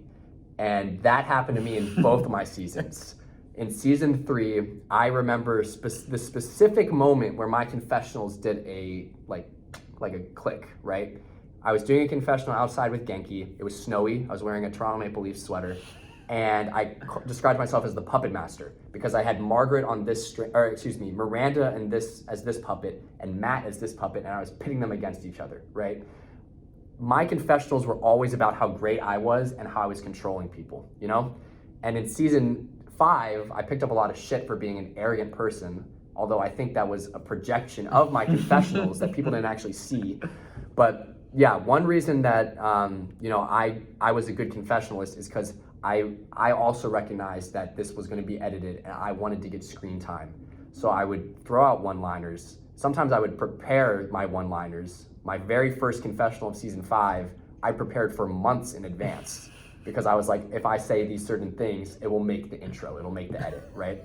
So it's that level of self-awareness that I think puts me in this list, as well as just being one of few people that was genuinely arrogant and egotistical in every confessional they sat in. Well, I think what's really interesting about you as a confessional person, and as a player, you are willing, like you said, self-aware of your emotions, that you are an emotional, not player, but someone who has no problem showing their emotions, wearing their heart on their sleeve, and you own it, and that's what makes it so interesting, because your confessionals aren't like, I mean, of course they're rehearsed, but when they're not rehearsed too, it is strictly emotion and passion that just comes out, and it's hard to look away from. Yeah, I would love to be able to do actual confessionals again. That was like one of my favorite parts of being a player. But Lord, I would never play ever again. So, But moving on to our top 2 spots, you can't rank one above the other. They're both so good. One of them I did confessionals for their first season. They've played 3 times. Both of them have played 3 times. But I'm going to talk about Zion Harris. I did his confessionals in season 2. From the second he walked up to the activities fair, when it was our first time tabling, he walked up and he said, "Oh my God, I love Survivor, I love Big Brother," and he puts his name down and he ran away. And it was me and Austin there, and we looked at each other and we said, that guy needs to be on, like that's it. And he did his interview, wow, incredible. And his confessionals, he says the craziest stuff, and he is always at 100. He doesn't stop no matter what season he's playing, no matter what week it is. He will play his heart out, and he will let you know that he's playing his heart out in those confessionals. He has one-liners at the wazoo. He's talking about, oh, these kids have no idea what I'm doing. Especially in his later seasons, he's like, these kids, they don't know who they're messing with. Yeah, and he's always pedal to the metal, and you literally see that from Zion in challenges and tribal councils. So just imagine how much more intense it is when he can speak freely in a confessional, right? He's really always giving it his like absolute effort. Yeah, I mean, he is a part of the round where Mason dislocates his shoulder. Like, Zion does not quit for anything. And you see it at tribal councils especially. Zion is one of the best tribal council speakers maybe the best that we have. If he's at a tribal council, you will not be bored. No, I really leaned on Zion for good tribals in season 9. That's one of the hard things as a host is like knowing who to ask questions to, and a lot of times the players are very timid to respond in like fun ways. Zion was never timid, literally never timid. And yeah, he gave great confessionals. He gave great vote out confessionals. He gave great voting booth confessionals. He gave great regular confessionals. They were long, there was one-liners, and he talked shit, and that's really all you can ask from a confessionalist. And you said one can't be mentioned without the other. I'll give it to Mario, as him and Zion are definitely the top 2. I mean, excuse me, yeah, you literally have the air body right here. One of the best confessionals, I think, ever. But same deal, Mario would freely sling shit in his confessionals if he needed to. And he just had, especially in season 4, like his grasp of the game was insane, especially not being a Survivor fan, but being a Big Brother fan. Like, I'm not even sure he was a huge Big Brother fan. I think he was like a marginal Big Brother fan.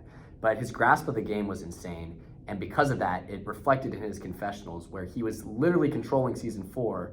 And so in his confessionals, he would come in and he could, talk at length about, oh, I'm manipulating Max. I have Margaret and Ryan over here that are watching my back. Then I have Lauren and Ethan over here. He would give all the information, and it was really exciting, and he gave it in a fun and creative way. And I think also that probably comes to the fact that Zion did his confessionals. Like, Zion was the one filming them, and they had a great rapport with one another. That's another thing. If you have a good rapport with your confessional giver, then your confessionals are going to be like 5 times more exciting. Yeah.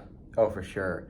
And I mean, Mario was so good at his own confessional to Zion that like he would just sometimes set up a camera on his own and just like talk about, hey, here's a recap of what happened at Tribal, or what happened after this conversation, or what happened after this day. And it's just like he would, there's these moments, there's these little things people can do with their body language where like, I mean, you have the filming in season 4 when I think Ryan leaves the room and he jumps out on the floor and he's like, this, or I remember after one of the tribals, you just see him and his body language shifts and he just goes, like, just these little things that it's just, he knows how to make people want to watch him. I know, it's like he's on like The Office and he's like making subtle like looks at the camera. Him and Zion, I think, are bar down the best 2 confessionalists that have ever played Survivor at UVA. Hopefully we'll have some good ones too in Generation 3. Yeah. So,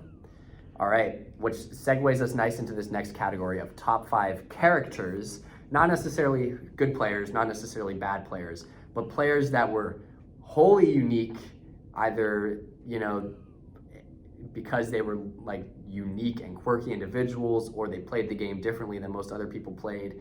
So I'll start us off with the winner of season 4, Travis, Ellie Gale Feathertree. Probably the strangest person to play Survivor at UVA. You frequently see her hula hooping. You frequently see her showing up in like these wacky, like feathered out, like hippie garbs. She was coming to tribal councils with aloe vera plants. She had a trust tree. She had the trust tree, yeah. And then she would do challenges barefoot. Yes, she would do the very first event where she runs up the hill. She goes, Genki, can we do this barefoot? And he's literally taken aback and he goes, what? And she goes, can we do this barefoot? And he's like, oh yeah, that's fine. And yeah, that's Ellie. She is barefoot. And now if she lives on a bus with her boyfriend. So very Ellie. on brand, Ellie. She certainly marched to the beat of her own drum, and I'm pretty sure she does own a little bongo drum. Probably, yes. She literally makes the beat herself and marches to it. Absolutely. All right, moving on to someone I'm more familiar with than you. It's from season 1, Blake Chandler. That he is the Tasmanian Devil of Survivor season 1. Just wow. He starts off at a 100. He never cools down, and then it's just he's constantly shit-talking other contestants. He's talking about how he's running the game out. Oh, he can't wait that he's going to blindside somebody. Sam was like, oh, this is fun. I'm going to blindside somebody for the hell of it. Blake is like, I want blood. He wants all the blood on his hands. He wants to make people cry at tribal like he did with Ellen. And then all of a sudden it just turns to like, all right, I'm fully in on Leandra. And Leandra could just kind of direct his craziness towards other people. But wow, constantly giving great confessionals. Were they over the top? Absolutely. Did it matter? No. Did he make people cry? Yes. Did we love it? 100%. He is just a standout of Survivor UVA. And even to this day, you know, there are people who know Blake, even if you just watch the first episode. Like, he is the first episode of Survivor UVA. He's the face you see. Mm-hmm. Speaking of standouts, her run was short in season 4, and then her game was long in season 5.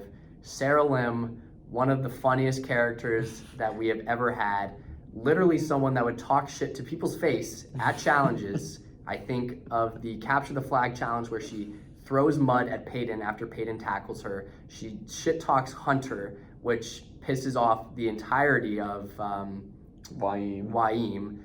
Yeah, oh my God, when Big Ryan gets voted out and I'm filming her walking away from tribal council and she goes, whoever did that, you're a fucking cunt piece of shit. Whoever did that was a cunt and you're a fucking piece of shit. like who says that? Who actually says that? Just, oh my God, like just insane. And then in season 5, same deal. You know, she's got her, you know, at the final 3 challenge, she steps down because she's got the natty splatties. She dug through the trash to get a burrito. She yelled at Haley. She also yells at Austin after Austin betrays us and says, you betrayed my brother. Yeah. Because Zion was talking about Sarah's brother at that tribal council. Revote Austin. Austin, you fucked my brother over too. Like we're keeping that alliance together now, and it's like, it's gonna fuck me over. Just, someone that wears their emotion on their sleeves, Sarah is 5 times that. Yeah. I mean, she yelled at me a couple of times in challenges. She was like making fun of me because I did wheelbarrow as fast as other people. Yeah. She was yelling at me in Dizzy Bat. Like she is like the only word you can describe her as over the top and hilarious. Yeah, she's an OTTN. She's an OTTN. To the max. Yeah. OTTN 5 every single episode would be Sarah Lim. Love her or hate her, but what you see is what you get with Sarah. Yep, and that's what makes a great character. And going to a repeat here from Best Confessionalist to one of the best characters, Mario again. Not only is he delivering on confessionals, he's delivering in the gameplay, he's delivering in his own film stuff, he's delivering in conversations with people at tribal councils, at challenges. He doesn't his humor never stops. He always has a good one-liner or some observation that's like, now, why would you say that to me? Is like, I feel like such a great line that he would normally say. He's one of the top characters that we've ever had. I would always love his shouts of Jesus. He was great. I mean, Mario, even, you know, in season 9 when he had a short run, he was extremely entertaining. You didn't get to watch the battle back challenge, but he's so fucking funny in it. Oh my gosh. So Mario's great. Oh, and I forgot to mention that fucked up shit that Hannah's gonna say, like, are you dumb or are you dumb? I'll move on to a player from season 8 that I did his confessionals for. I spent a lot of time with him. Ronnie Mockram. Besides the fact that at most tribal councils or challenges he was at a hookah bar, also just so funny. There was little drama in the pre-merge of season 8, but the drama that was there, he created.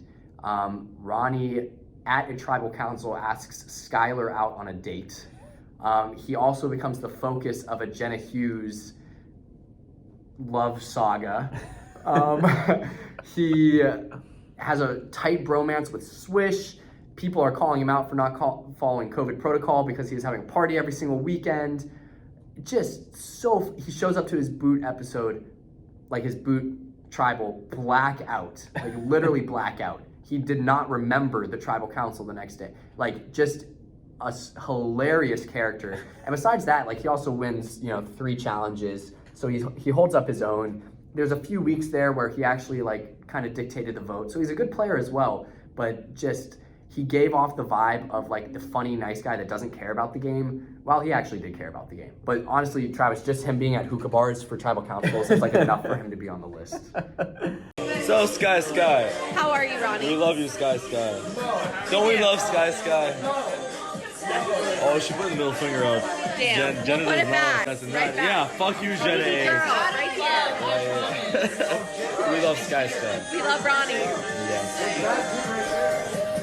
Yeah, I remember interviewing him for season 4. He's someone that has interviewed multiple times. I'm glad he finally got on, and I guess very entertaining. Very entertaining.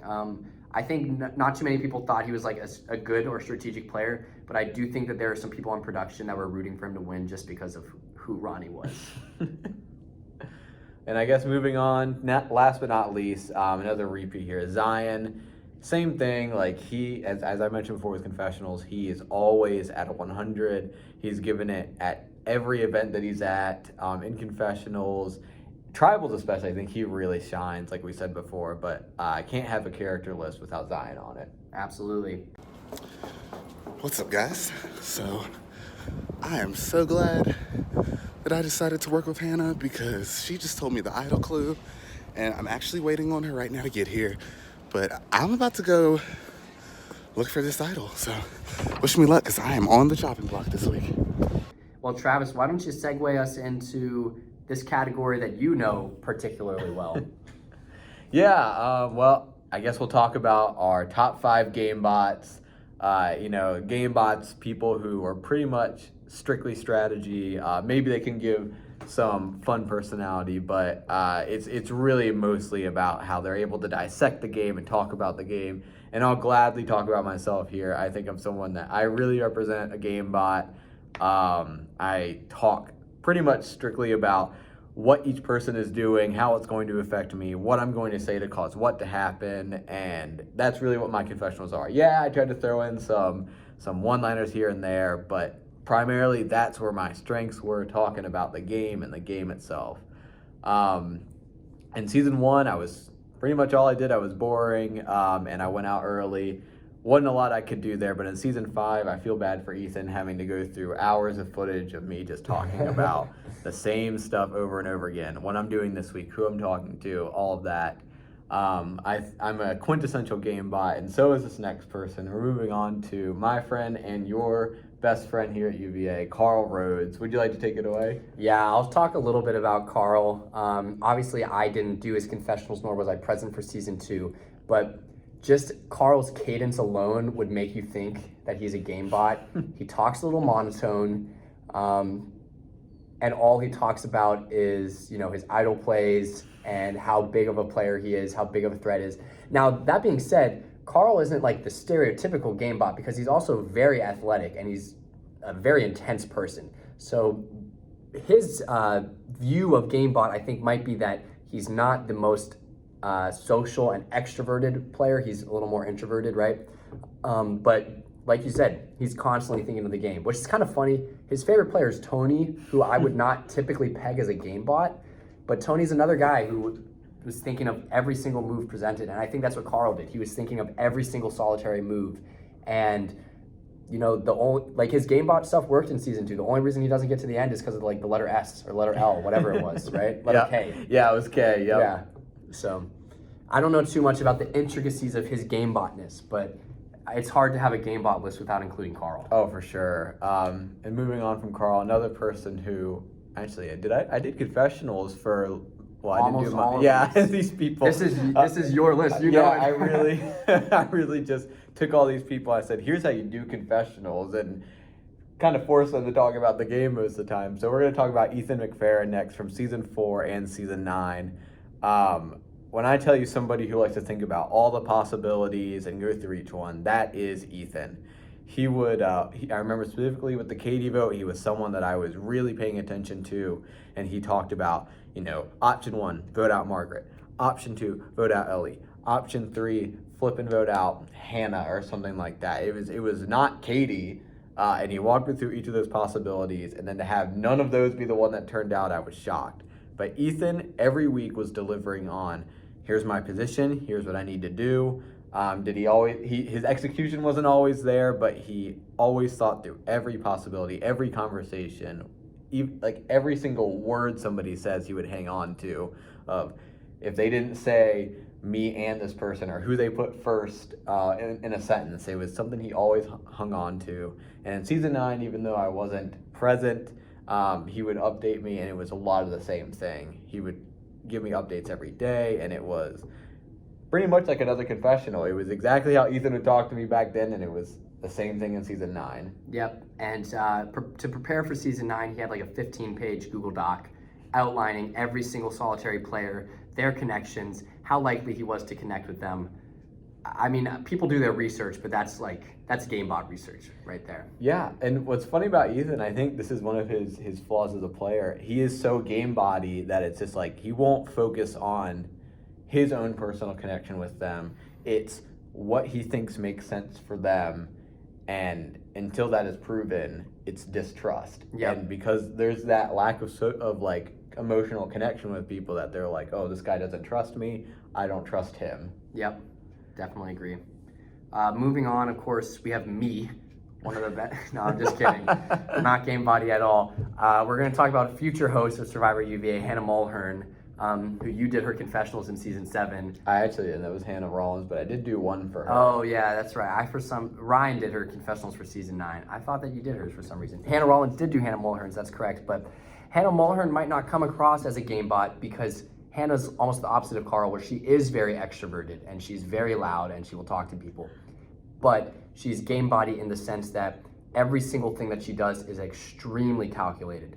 Her very first confessional and her very first idea in season 7 was to come across as this dumb sorority girl, so people wouldn't think that she's a threat. If she was stupid, then they would discount her strategic ability and she could make it far, which is exactly what happened, a little too well. Mm-hmm. But she's very self-aware, maybe a little less so in season 9, but she's very self-aware in that she knows that she needs to decrease her threat level because she's such a mega fan of Survivor. I mean, I think literally her make-a-wish was to meet Jeff Probst, wasn't it? Is that what it was? I'm like almost positive It was. But she loves the game and she will talk at length of other people's strategies and she'll walk through every person's best move. Similar to Ethan, I think that can be a dilemma because then she doesn't necessarily think what's actually best for her. Like voting out Max, not really a great move at the final 4 of season 9, when she genuinely knew that the jury didn't care about Max, and there's nothing wrong with Tommy, so why not put the votes on Tommy, right? Yeah. So sometimes it's to a fault where she gets in her own head, but she's always thinking about everything. Like, she does not get clouded by emotions at all. No, and like you said, I think the perfect word to describe Hannah Mulhern is calculated. There's, like you said, there's not a single thing that she does that she has not thought through and thought about how whoever she's talking to, how they're going to receive that information, how it's going to spread, how she's going to appear. She is the epitome of thinking before she speaks. Mm-hmm, definitely. And I guess moving on to the original game bot of season 1, we have Leandra Kalela. She is someone I worked with very closely, someone I'm still very good friends with, and someone who just, she came into the game, she knew what she had to do, she did it, she walked away with $100. She played this game very calculated. She made close bonds with people outside of her alliance, knew when to turn on those people, knew when to cut pretty much anybody she needed to. Got to the Final Four where she should have been the biggest target and was able to just like swindle Austin and Michael and Lillian, because Lillian voted for Michael. She didn't receive a single vote against her the whole season. Yeah, is that right? Yeah, wow, she didn't. But she knew exactly what to do. She was the most calculated. She is the Kim Spradlin of Survivor UVA. She's the prototypical Survivor UVA game bot, and no one has replicated the Leandra game. No. I don't think we've had someone even come close to replicating the way in which Leandra just steamrolled. It was in a pretty game bot much sense. flawless. Yeah. Yeah. She was one vote away from that perfect win because someone thought she threw a challenge. That was it. Yep, we still have not received that perfect win yet, but maybe in some season in the future. I think it'd be kind of boring to have a unanimous winner in College Survivor, though. All right, our next category here, Travis, we have top 5 challenge moments. And like some of these past categories, we do kind of have them selected by season. I'm gonna jump ahead a little bit here. All right. And I'm gonna go to my first season as host, season 6. I'm a new host, of course. I'm kind of nervous, I'm kind of dorky, don't really know what I'm doing. Luckily, the cast made it pretty easy for me to host tribals and events because they were funny and they would talk back to me and they'd be snarky. But this particular challenge moment comes at, I think it is the first or second vote challenge into the 3 tribe swap, right? Mm-hmm. When you have the orange tribe, the purple tribe, and also the blue tribe. Yeah. This tribe is comprised of Carson, Isaac, Matt Carswell, and Emma. I think that's it. Because Tucker had already been voted out. But Emma Hopp is in a relay race. She has to jump over a fence at the tennis courts. Hop has to hop the fence. Hop has to hop the fence, precisely. And Carl or Varun or someone is filming me, and I literally say, "You do not want to miss this jump. It's a long fall, or this would hurt. Don't miss this jump." And then as I'm saying that, the camera pans to Emma who's trying to hop the fence, and she falls, and she lands on her shoulder pretty hard. I thought she landed on her head too. And it's just so fucking funny because it's while I'm literally in the moment of saying, "Do not miss this jump." And then I say, "Emma, are you okay?" She goes, "Yeah, I'm fine." She jumps the fence, and I literally start laughing during the challenge because of this jump. She has a lot of good challenge moments, like almost like fellatiating Tucker as well at the previous challenge. But that one in particular is just so funny, and it's always circulated in our Survivor group chats. Yeah, that video will never go anywhere. It may end up on the news one day, who knows. If Emma becomes famous, so will that clip. Yep. This is a tough jump. You don't want to fall and get hurt. And Emma falls on the first jump. Emma, are you all right? Be careful, don't get hurt. Emma does have some really great challenge moments. That one's definitely the best. And she also, they're not all embarrassing. When she wins the Final 5 challenge. That's true. That's very exciting. Yeah. She gets really hyped. Yeah, she's so passionate about the game, and you can just tell when she wins that, and she feels like she's the target for the week. And she just sits down on her knees and just cries. It's not going to be the first time she cries that season, but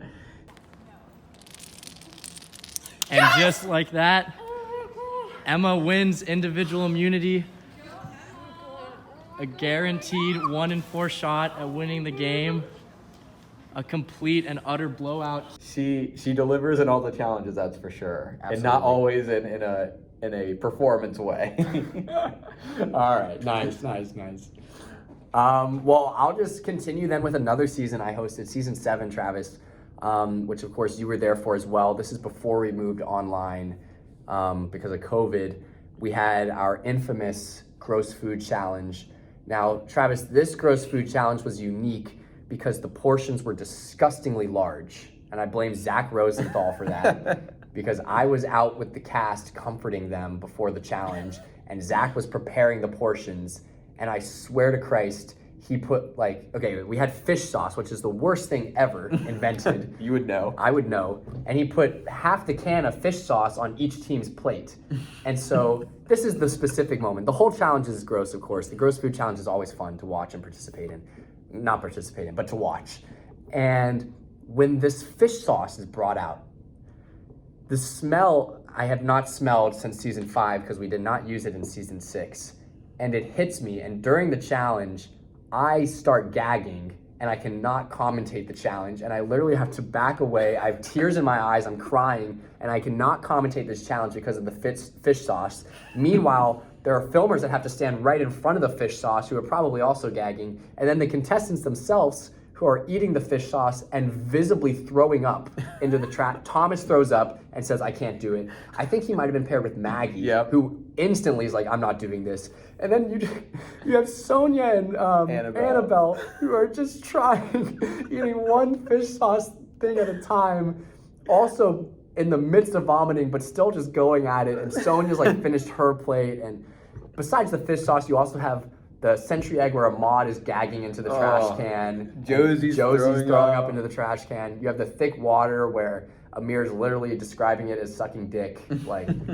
Just a fantastic. That's probably one of my favorite gross food challenges. Oh yeah, you really can't beat that. I remember talking to Josie specifically about this challenge, and she has repressed this memory because I remember watching her and she's laughing as she's throwing up the century egg, and I remember talking to her about it, and she's like, I was smiling. What do you mean? I was completely she checked out. This was a dissociation. And I swear she was laughing because Ahmad's gagging was so he funny. Was retching. Literally as loud as possible. It was just so amazing. Oh my God. And he also, anybody that participates in the century egg portion of it, we did century eggs in season 9, by the way, in one of the challenges. Oh, yeah. And I don't think they bought the same century eggs because the contestants were saying they weren't bad. But literally, we've had both Malcolm, who is not active in Survivor UVA whatsoever, and Ahmad, who's not active in Survivor UVA, both enter our group chats at random times after they've graduated or way after their season and say, y'all, just ran into a century egg, literally gave me PTSD. So just great all around. Oh my gosh. Once, Ahmad did it very quickly. Ahmad does both things. Ahmad cannot do this. Josie can't do it. Ahmad having a lot of trouble. Sophia and Annabelle are getting it. Ahmad, don't put it all at once. Good. I mean, one of the craziest challenge moments had to have been in season 2. We did Steal the Bacon for the second and last time in our history. Steal the Bacon, always one I'm excited for because it's physical and we don't get to have a lot of challenges that are super physical.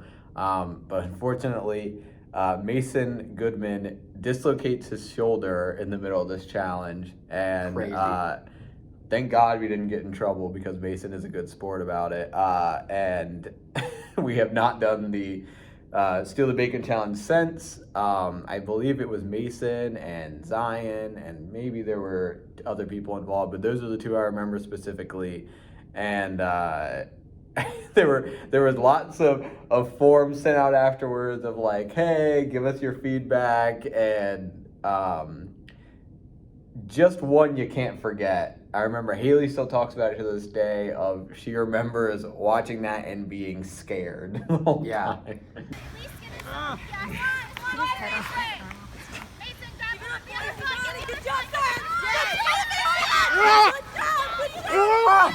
Avocado, no. Oh, hold still, avocado. No, that I love physical challenges as well, but I was always so worried about getting hurt or other people getting hurt. While we're on the topic of the Mason one, it just popped into my head in season 3 when Allie gets folded like a pancake against Jenna. yeah, which was also really funny to watch. Not quite the still a bacon, it was sumo, but inner tube or water tube, whatever sumo. But yeah, another funny moment from a challenge that's physical, like that. But Go! Let's go! You trying to place us right down! That was quick! Great challenge. I wish we could do it more, but it's just inherently dangerous. it is too dangerous. Yeah. Going to a not at all dangerous challenge, I'll take us to the season 5 final 3. From everything I've heard, well, it's a challenge that lasted 6.5 hours, so there's bound to be some good moments. One of which is Sarah stepping down after, I'm trying to say maybe an hour and a half, because she was hungover and drunk the night before, was Fox-filled, and she sprints off to the bathroom saying she has the natty splatties, which is disgusting. But it was also a hot day. They were literally just standing out in the sun. It's just so gross to even think about. Another great moment from that challenge, and one that cements it as like an all-time Survivor UVA legacy challenge, is the fact that Kevin wore a diaper to the challenge and pissed himself during the challenge. And because he pissed himself, Haley stepped off. Haley said, if you piss your pants, I will, which is stupid I don't know why she would ever do that, but she goes, if you piss yourself, I will step off from this challenge. And he pissed himself. And credit where credit's due. And I remember they describe it in detail where he shakes the diaper and there's drops falling out. That is so gross. But just the foresight to wear a diaper and then to use the diaper, you really can't beat that. It doesn't matter how many times it's replicated, because it has been replicated in season 9, but it doesn't matter. This is the moment that will live on. Absolutely. Yeah. That was no one expected someone to show up to a challenge like that in a diaper. And so it's going to become the thing if they do this challenge anymore. It's kind of broken. It's broken. It's actually it's a broken challenge. But yeah, just absolutely bonkers. Hilarious moment. And how about you talk about a challenge that is so near and dear to your heart? One that means a lot to you. Yeah, so of course on this list we had to put the first swimming challenge of season 1. It was a relay race. We had to get in the water, swim across the lane, and then throw a tiny ball into a cup. And this challenge, it was post-swap. It was with me and Austin against, and we were with Haley and Anne-Marie, Lillian, Laura, and Lucas. And I remember that we were all trying to decide who was going to sit out. We got to have one sit out, and everybody looks at each other, and we're kind of like, who are the strong swimmers? And I consider myself to be a pretty strong swimmer. I'm like, okay, I can do this. I was supposed to be in the back as the anchor. I was going to be the one that was going to be the fastest. Lucas and Laura were definitely doing it as the brawn people. It's funny that you say brawn people should be swimming when Forrest was on the brawn tribe and doesn't know how to swim. No. But that's the thing too. Forrest couldn't swim for shit, and he went first on the other tribe. And while we're trying to decide who's going to sit out, it really just becomes Haley and Lillian trying to argue of do you want to sit out or do you want to sit out? Well, my ankle. Haley's like, yeah, my ankle hurts. I stepped off the bus wrong and twisted it. And Lillian's like, yeah, I'm not really sure if I'm that strong a swimmer. And eventually it's just Haley's going to sit out. And all right, there's nothing to be suspected that anything's wrong. We're ready to go. Challenge has started. We're ahead because Forrest has gone first. We got plenty of time. We're probably half a lap, if not maybe a full lap ahead. And then Austin goes. He's the second to last person. It's just me standing outside of the pool at this point.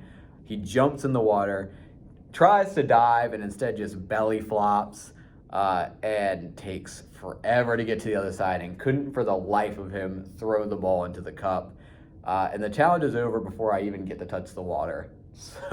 As a result of this, he is not voted out because he's not a threat because he can't swim, and I am default voted out. And I will never forget when we learned that Austin couldn't swim, because he truly did not volunteer that information to us when we were deciding who to sit out. Perfect. And it became a very big joke in the club from up until season 5. After season 5, Austin had graduated, so it wasn't really as relevant. But a big joke in the club for a while was that Austin sucked at swimming. And it wouldn't be the first time that, even in that season, that it gets brought up. There was a treading water challenge in season 1 that he took place in, and he lasted about 2.5 minutes. Oh my God, I can't even believe that. Some honorable mentions that we don't need to talk in depth, but I kind of want to mention. Season 4, Sarah and Capture the Flag, just throwing the mud at Peyton. Hey, get her.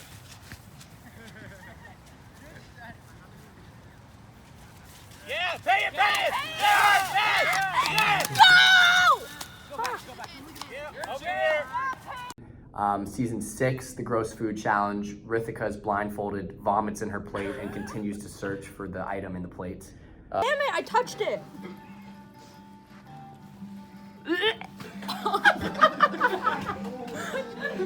Rithika's having a lot of trouble here. Oh no! I think that's the end for me. Rithika vomits. I think I vomited into So unnecessary. And Zach. Season 3 is Tyler and Darwin in the marathon challenge, where you're running around the tennis court and neither one of them give up. They are the sole people for their team carrying water jugs. And how long did they run? It had to have been 20 minutes. I think, that challenge went about 20 minutes. Wow. Yeah. And they both were gassed at the end of it. Yes. People thought Darwin was going to die. Yeah. Tyler dragging Fuck. And with that, Purple Shadow takes on immunity. Oma, will you going to be tribal council? Damn. Running over to Tyler and Darwin. Everyone is As well, I have from season 5, Cameron and I getting disqualified from the balloon popping challenge. Disqualifications don't happen often in Survivor UVA. We didn't get disqualified because we were being bad, but just a poor set of circumstances. Jocelyn, Andrew, and Cameron. Oh my God. Okay. Yeah, okay. Andrew, you're up. He pushed me. He was tackling me. What? I just did a little dodge. Cameron, I told you stop messing with your hands. We can check the footage. And then season 9, Tommy and Zion stealing the idol clue in the balloon popping challenge with darts. Just nobody saw it coming that they would steal that. And you have some great face crack moments in season 3 and season 5, touchy subjects, when you get voted as who mistakenly thinks they're running the game in season 3. And then who's the biggest villain? Me and you tie for who's the biggest villain in season 5. Such a joke. There's no world where I should have been villain. Maybe you, Travis, but me makes no sense. And I feel qualified to say that because when production was doing their bets on who would win what, no one slotted me as biggest villain. In fact, a couple people put me as hero. So, and hero I thought I was hero in the season. Yeah, screw you, season 5. Those people just hated me for no reason. And Haley will love this one, but there is such a bizarre challenge moment in season 2. It was the counting challenge. We had people running all over the lawn. It was dark, and Haley was filming the challenge when someone exits the lawn room. Not a contestant, just a random person, exit their lawn room, walks out onto the lawn by a tree, clearly drunk, and just starts peeing right there. Perfect. Go UVA. Work hard, play hard. Our next category here is a fun one. It is best to never win. These are kind of lumped into groups. We have a group from season 2, a group from season 4, and then also a group from season 7. Yeah. There are a lot of good players to not have won, but these are the ones that we specifically determined were the best to never win. And I'll start up with talking about from the newest season first, starting with the new season, or most recent of this group, would be season 7. We've lumped in Hannah Mulhern, Lily, and Ben, all as 3 of the best players never to win.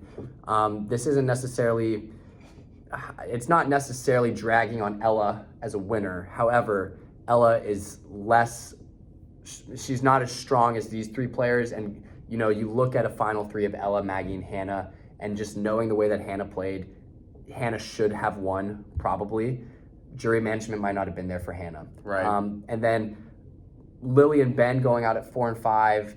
It's a classic Survivor tale of the best player going one after the next. Yep. It happens almost every single season. If either one had made it to the end, they would have won against any combination of the final 5. So if Ben gets there, he wins. If Lily gets there, she wins, right? Yep. So those three, long story short, should have won. Not to mention Hannah being a losing finalist in both of her seasons, never having been voted out. Yeah. The only returnee to have never been voted out. To have never been voted out. Yeah. Yeah. The Amanda Kimmel. Yeah, she's a phenomenal player. She is so good at knowing her position, at trying to shift targets away, of making her image, you know, be one that's less threatening. But she always overdoes it, and it got her twice. But you know, of that very strong final three of her, Max, and Tommy, she probably played the worst game of the three, which isn't saying much. All three of them played phenomenally, but she's probably the best player of the three. Yep, I wholeheartedly agree. And Ben and Lily, you know, while not making it super deep into season 9, they both had massive targets on their back, and I wouldn't say they particularly played poorly either. They just didn't play as hard or were put in worse positions and just couldn't shift that target as much as Hannah could. Yep. Moving on to someone that I'm very close with, who I worked very closely with in season 5. Let's talk about Cameron Herr from season 2 and season 5. I'll never forgive him for not voting out Maggie at the final 4 in season 2, but you know, he was a vote away from winning the game, comes back in season 5, and pretty much is in the best spot at the final 8. You know, has connections with everybody in the game for the most part, and strong connections too, and well respected by people that were on the jury, people in the game, and then decides that he's done. He can't handle the stress of that and schoolwork at the same time. He's done with the game. He can't do it anymore.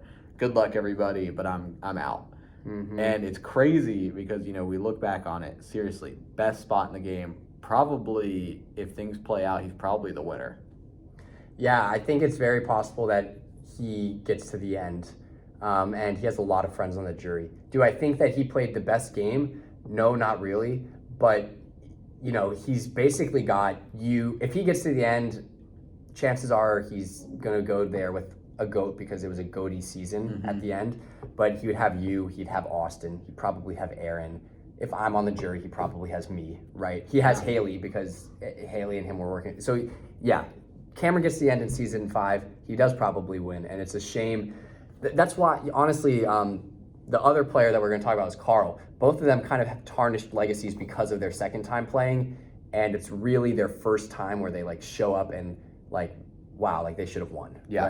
Right? Like you said, Cameron was literally one vote away, and should he vote Maggie out at the end of season 2 rather than what was her name? Hope. He probably wins near unanimously. Yeah, it definitely wouldn't have been close. He definitely would have had the game there.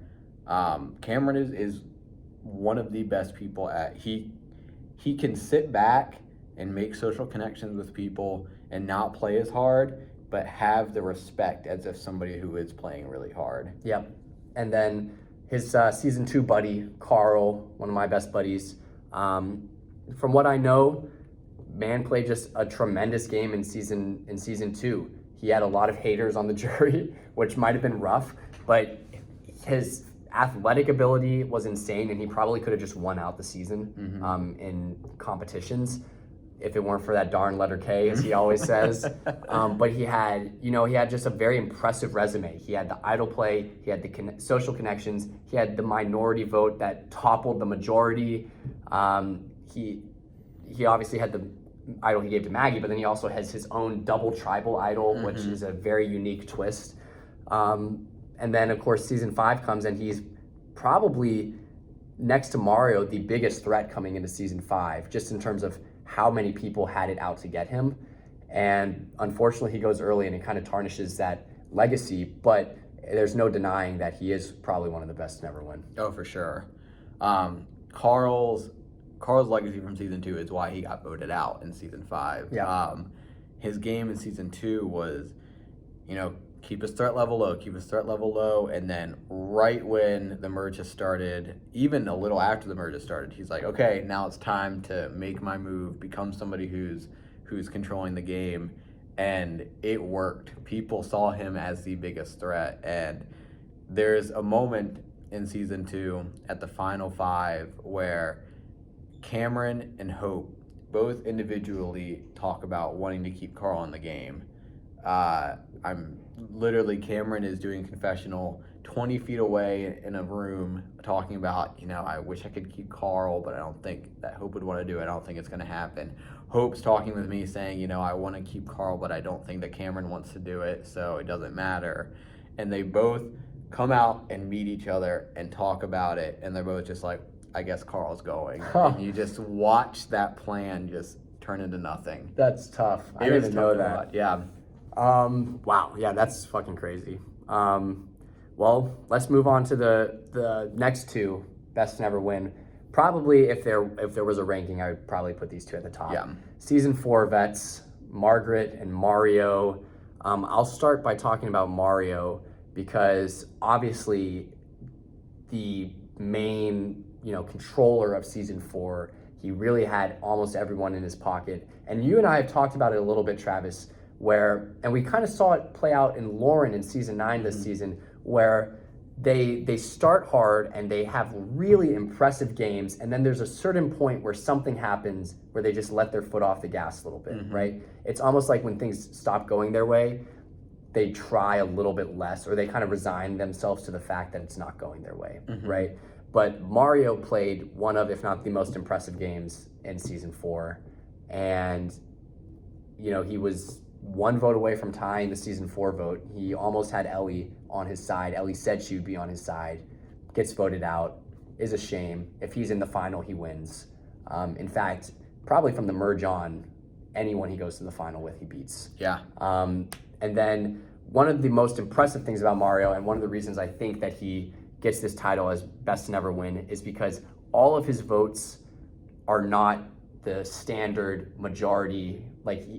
Season 4, he gets voted out with 3 votes, right? And he's had a cumulative 5 the whole season, right? And you're the fallen angel, that's tough, right? That's a unique distinction.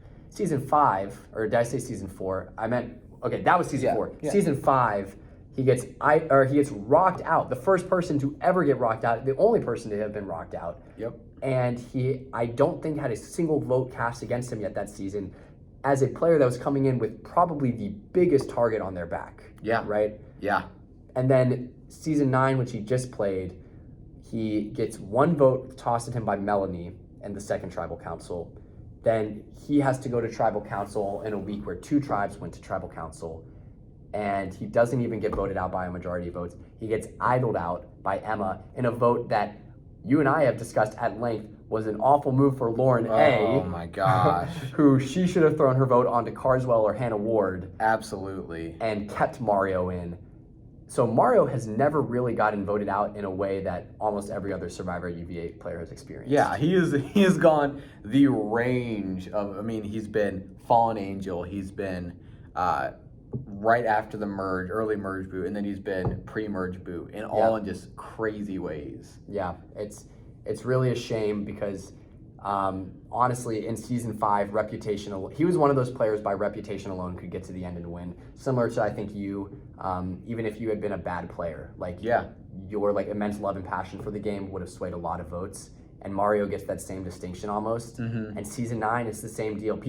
A lot of people wanted Mario because you have Mario on your side and you're in a pretty good spot. Because Mario doesn't often truly betray people. Right. But everyone was like, this is the big guy. This is the big fish to fry, right? So it's a shame that he could never catch a win because surely he deserved it. Absolutely. And even coming into season 9, I was really worried for him as someone, season 4 has just aired. It's been, it's no longer just you hear it through the grapevine. You have seen it play out. Mario is a fantastic player. And I was worried for him that he was going into season 9 right after that airing, and he really outdid himself. I mean, he went pre-merge, but it was due to an idol play, and he shouldn't have been even the person that left. And he had only gotten 1 vote against him previously. He had his hooks into people again. It was phenomenal. Yeah. He's truly one of the best that we have ever had. Moving on from Mario, let's talk about Margaret, someone who has made multiple appearances on these lists. She is similar to Leandra, but I think the difference between her and Leandra is Margaret's really good at the emotional connections. Leandra was good at it too, but it seemed less personal from Leandra when she cut people than it did from Margaret. Like, Margaret could sell it that she's friends with these people. They're like, yeah, like outside this game, we're going to be best buds. And then it's just, ooh, like she cut us without even warning. You know, like I'm sure there's a lot of in Leandra's talks of like, oh, like we're friends, we're playing a game. With Margaret, it's like, we're friends outside of the game. Yeah. And man, she is so good at making you want to work with her. Yeah, she was just like a nice and kind person to talk to, right?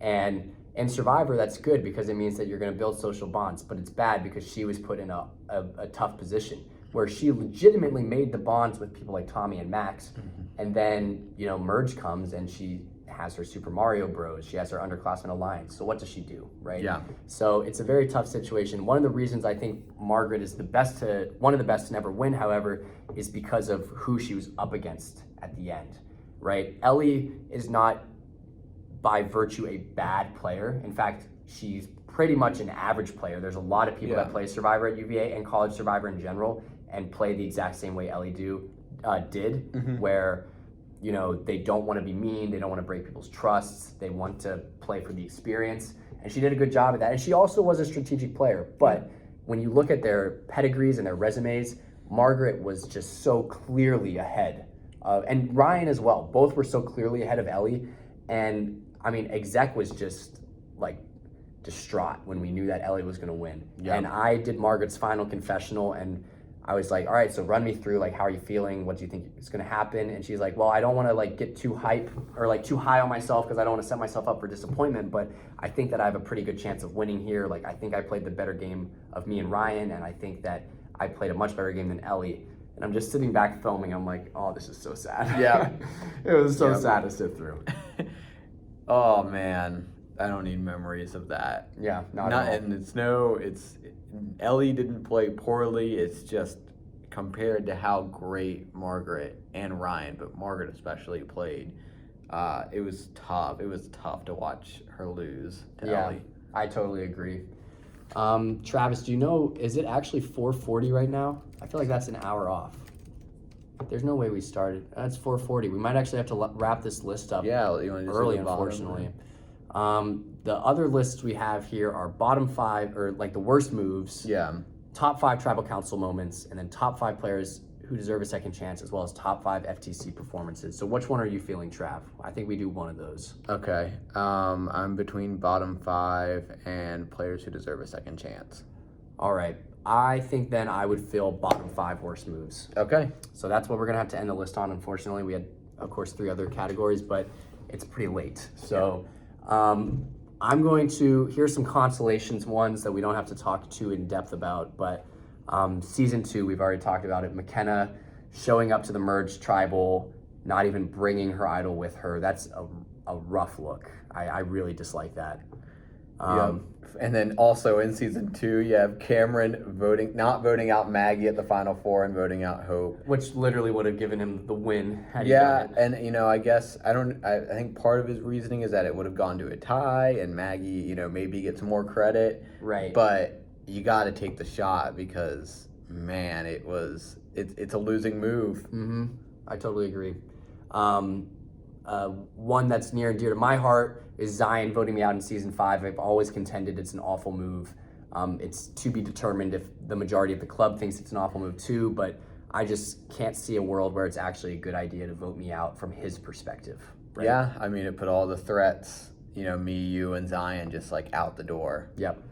Also from season 5, we have the 5-4-1, and we could talk about that I could talk about that for an hour, but I won't. But this is the final 10 vote in season 5, where Austin goes out, and instead of letting it go to a revote and then flipping, Kevin duped. Yeah, which is funny because the other move on this list is someone who waited for the revote and flipped, but it's a different scenario. Yeah. So why don't you talk about that? We've talked about it before a little bit, but why don't you talk about the other scenario of flipping on the revote? Yeah. So we already touched on it with Austin flipping on the revote and voting out Lucas. And it's not so much the vote itself that is the problem. It's not that Lucas won. It's not that Austin flipped.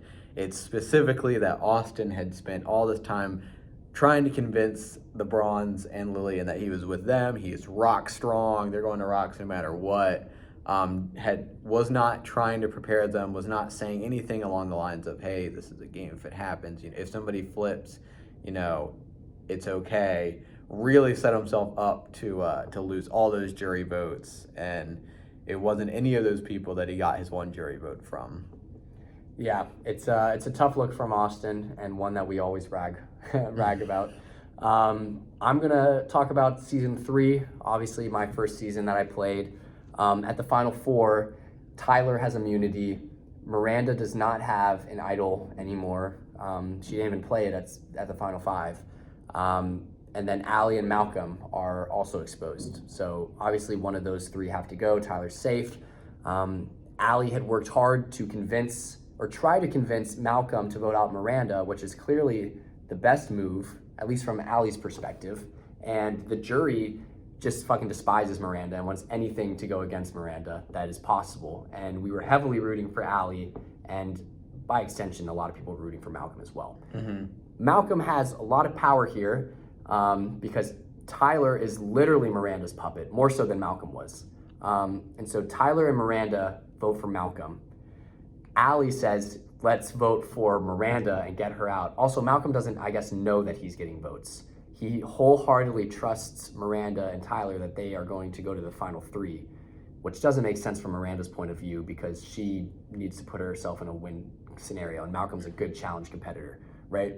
So Malcolm gets duped into voting for Allie at the final 4 and votes himself out essentially because it was his 2 allies that voted against him when he could have easily forced a tie between himself and Miranda. And if Malcolm gets to the final 3, it's the treading water challenge. I don't know how good of a swimmer he is, but Miranda won that challenge. Mm-hmm. So the game is totally different. So just a boneheaded move. He was playing a lot with his heart. He really just trusted that Miranda was not going to wrong him, and she did. Yeah. It was our only 2-1-1 that we've had, and it was exciting, but and I'm glad that Malcolm's arc ended that way. But man, it was tough to watch somebody who is socially one of the best that we've ever had just fall flat on his face in that moment, just strategically not thinking. Yeah. And speaking of people who are thinking with their heart instead of their head, let's move on to season 4. We have Aaron letting Ellie vote her out of the game. We're at the final 6. It is a 3-3 vote. Send it to a revote. Ethan finally decides, he's ready to flip. He's going to switch up the game. And it's Ellie, Ethan, Aaron against Margaret, Ryan, and Mario. And we get to a revote. It's 2-2 again. We're at the unanimous decision point. And pretty much production, especially me, was thinking Aaron's made it to the final 5. Ellie's not flipping on Aaron. It's going to go to rocks. One of Ellie, Ethan, or Ryan are going home here. It was crazy because Ryan had an idol he decided not to use, and they've been talking for about 20 minutes at this point. It seemed like it was rock solid that they were going to go to rocks, and all of a sudden, Ethan starts running back and forth talking, and then Ellie's getting up and he's like, Ellie, come here, and they're talking, and Genki's like, Ellie, what do you think? And Ellie's like, well, I feel like maybe it's best if Aaron goes, and she's back and forth, and finally, Genki says, okay, Ethan says, okay, we've reached a decision again. He's like, okay, let me ask each person to make sure. Ethan, and he's like, I'm going to voting out Aaron. Ask Mario. Mario says, I'm voting out Aaron. Ryan, I'm voting out Aaron. And then Ellie, and Ellie just pauses. And there's this moment hanging over everybody's heads where she's like, and she looks at Aaron, and Aaron looks at her, and she just goes, and Ellie just says, okay, I'm voting out Aaron. And Aaron leaves the game after giving Ellie the permission, which had, it was no strategic value. It was simply, she felt like she needed to help Ellie instead of herself. Which is also super frustrating because the entire season, Erin, I'm not sure if she played with her heart or not, but she was very much a person that, like, I don't know, she would, I'm thinking back when she's in the minority and she's trying to, like, strong arm Ryan, right? Like, Erin was doing kind of boneheaded things because she thought that she had power, and she never really was making moves that were, like, with her heart. And so it was just, like, frustrating to watch her at this moment, like, bend to Ellie, who, it's a decent chance that Ellie doesn't go home with the rock, right? There's still obviously Ethan and Ryan that have to draw. But it's like, man, why? Like, just at least like look away. Like, yeah. And Aaron, it's funny, like you said, Aaron advertised to us as like a Black Widow player. Like, I'm here to lure people in and then cut their throats. And playing this game, people sometimes kind of figure out the type of person they are, and she couldn't do it. And it was a shame because a lot of us were rooting for Aaron on the side, which we can't like show to them, of course, but a bummer. All right, well, let us go to season 6. This moment itself is not necessarily a huge blunder, but it's the domino effect that happens, and it's the decision making that's confusing. It's the final 11 of season 6 where Carson gets voted out, and I can sort of understand why the girls being Rithika, Emma, and Hannah Ward, might not want or like the idea of Carson joining up with the Lata'ani, because now there's this bro group of, Zach, Matt, Isaac, and Carson. However, it made so little sense to want to turn on Carson here, and it completely dismantles the entire Lata'ani Trust group and leads to the Mamau 3, or Mamouseketeers, literally not getting voted out at all and just steamrolling to the final 3. Yeah, I mean, for Emma and Hannah and Rithika, but specifically Hannah and Emma, they were in a great spot. They had this tight 4 with Matt and with Zach, and Zach and Matt were the people that were seen as the big threats on that side, pretty much shielding them. They had control of the game, and while it didn't result in them getting immediately voted out and immediately on the bottom, it really opened up the game to be much more fluid than it needed to be for them, and sent everybody essentially just running to any sort of stable structure, and that was just the Mamau 3. Yep. The Mamouseketeers. The Mamouseketeers, because those 3 were unbreaking, and they advertised themselves as unbreaking. So if you needed 3 votes, you went to the Mamouseketeers, rather than thinking, oh, maybe we should break up the Mamouseketeers. Yeah. Which was oftentimes the thought at various votes, but then you had a few people that would tack on to the Mamouseketeers, like Rithika, Emma. In fact, it was mainly Rithika, Emma, and Hannah Ward that would tack on to the Mamouseketeers until they were then the ones that got turned on. Yeah, and what Keely especially did a great job of doing was, they present this united front, but with Rithika especially, Keely was able to and Isaac too, to an extent, she said, hey, I'm with these guys. I'm willing to turn on them, though. I'm willing to turn on them, though, to where they just kept holding on until Keely idles out Rithika. Crazy. Yeah. And that all starts with Carson going at 11. He was not really a big threat other than the fact that he presented himself sort of as a bro. And he literally wanted to work with Lata'ani. So, you use him for a vote, and then maybe you try to shake things up the next week. But bad move. Literally led to Lata'ani getting decimated. All right, and finally we are at season 9 with Jenna Hughes being voted out with an idol in her pocket. After extensive warning to play it. You want to take it from here? Sure. So basically, the way this week progressed was I believe it was the new Piggly Wiggly tribe, which Jenna was on, lost a very almost controversial challenge. But Jenna has an idol. It's okay. She found the idol that we mistakenly had planted during lockdown and then re-hid. She found it. It's always nice to have an idol in your pocket. However, that comes with a false sense of security as well, as I know. Anyways, the vote's coming, and her tribe has no one knows actually that Jenna has an idol. She's kept it hidden very, very strongly. And her tribe decides, let's just vote out Jenna. Like, a majority of her tribe thought she was loud. A majority of them thought that she couldn't hide a secret, right? Well, Isabella is on the other. This is another situation where the other side comes in and meddles, right? Mm-hmm. Isabella hears of the plan. Hannah Mulhern hears of the plan. Lauren Parker, who's on Jenna's tribe, or was she on it? Yeah. Who was on Jenna's tribe, also like picks up, or she knows that the plan's happening, right? Because Lauren Parker's going to vote out Jenna or whatever. Anyways, Jenna's in a prime position where Hannah Mulhern and Isabella want to save her. They don't want Jenna to go, and neither girl knows that Jenna has an idol. So Hannah Mulhern is considering giving her idol to Jenna. Isabella has told Jenna, you are getting votes. Now Jenna says something to Lauren Parker or has a call with Lauren or with Hannah while Lauren is in the room that susses Hannah. And so Hannah decides, I'm not going to actually give her the idol. And then for some reason, during tribal council, even though the tribe themselves have kind of, during tribal council questioning, made it seem like Jenna was going home from my perspective, she doesn't play her idol. She was told by multiple people that she was getting votes, and she doesn't play her idol. And it's different. It's a different situation because, Travis, if it's season 5 and I'm at the final 7 and Jocelyn comes up to me and says, play your idol, I'm going to be sus of that, right? But when your closest ally is telling you to play your idol, you should probably play your idol.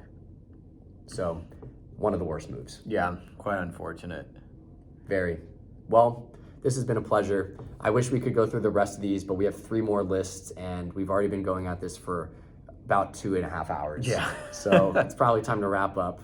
This was a lot of fun, Travis. Thank you for indulging on these lists with me. Yeah, and thank you for bringing the idea to me and trusting me to collaborate with you. Well, we are the most knowledgeable of Survivor UVA history of course, and lore. absolutely. So, that's all. We can cut it. All right.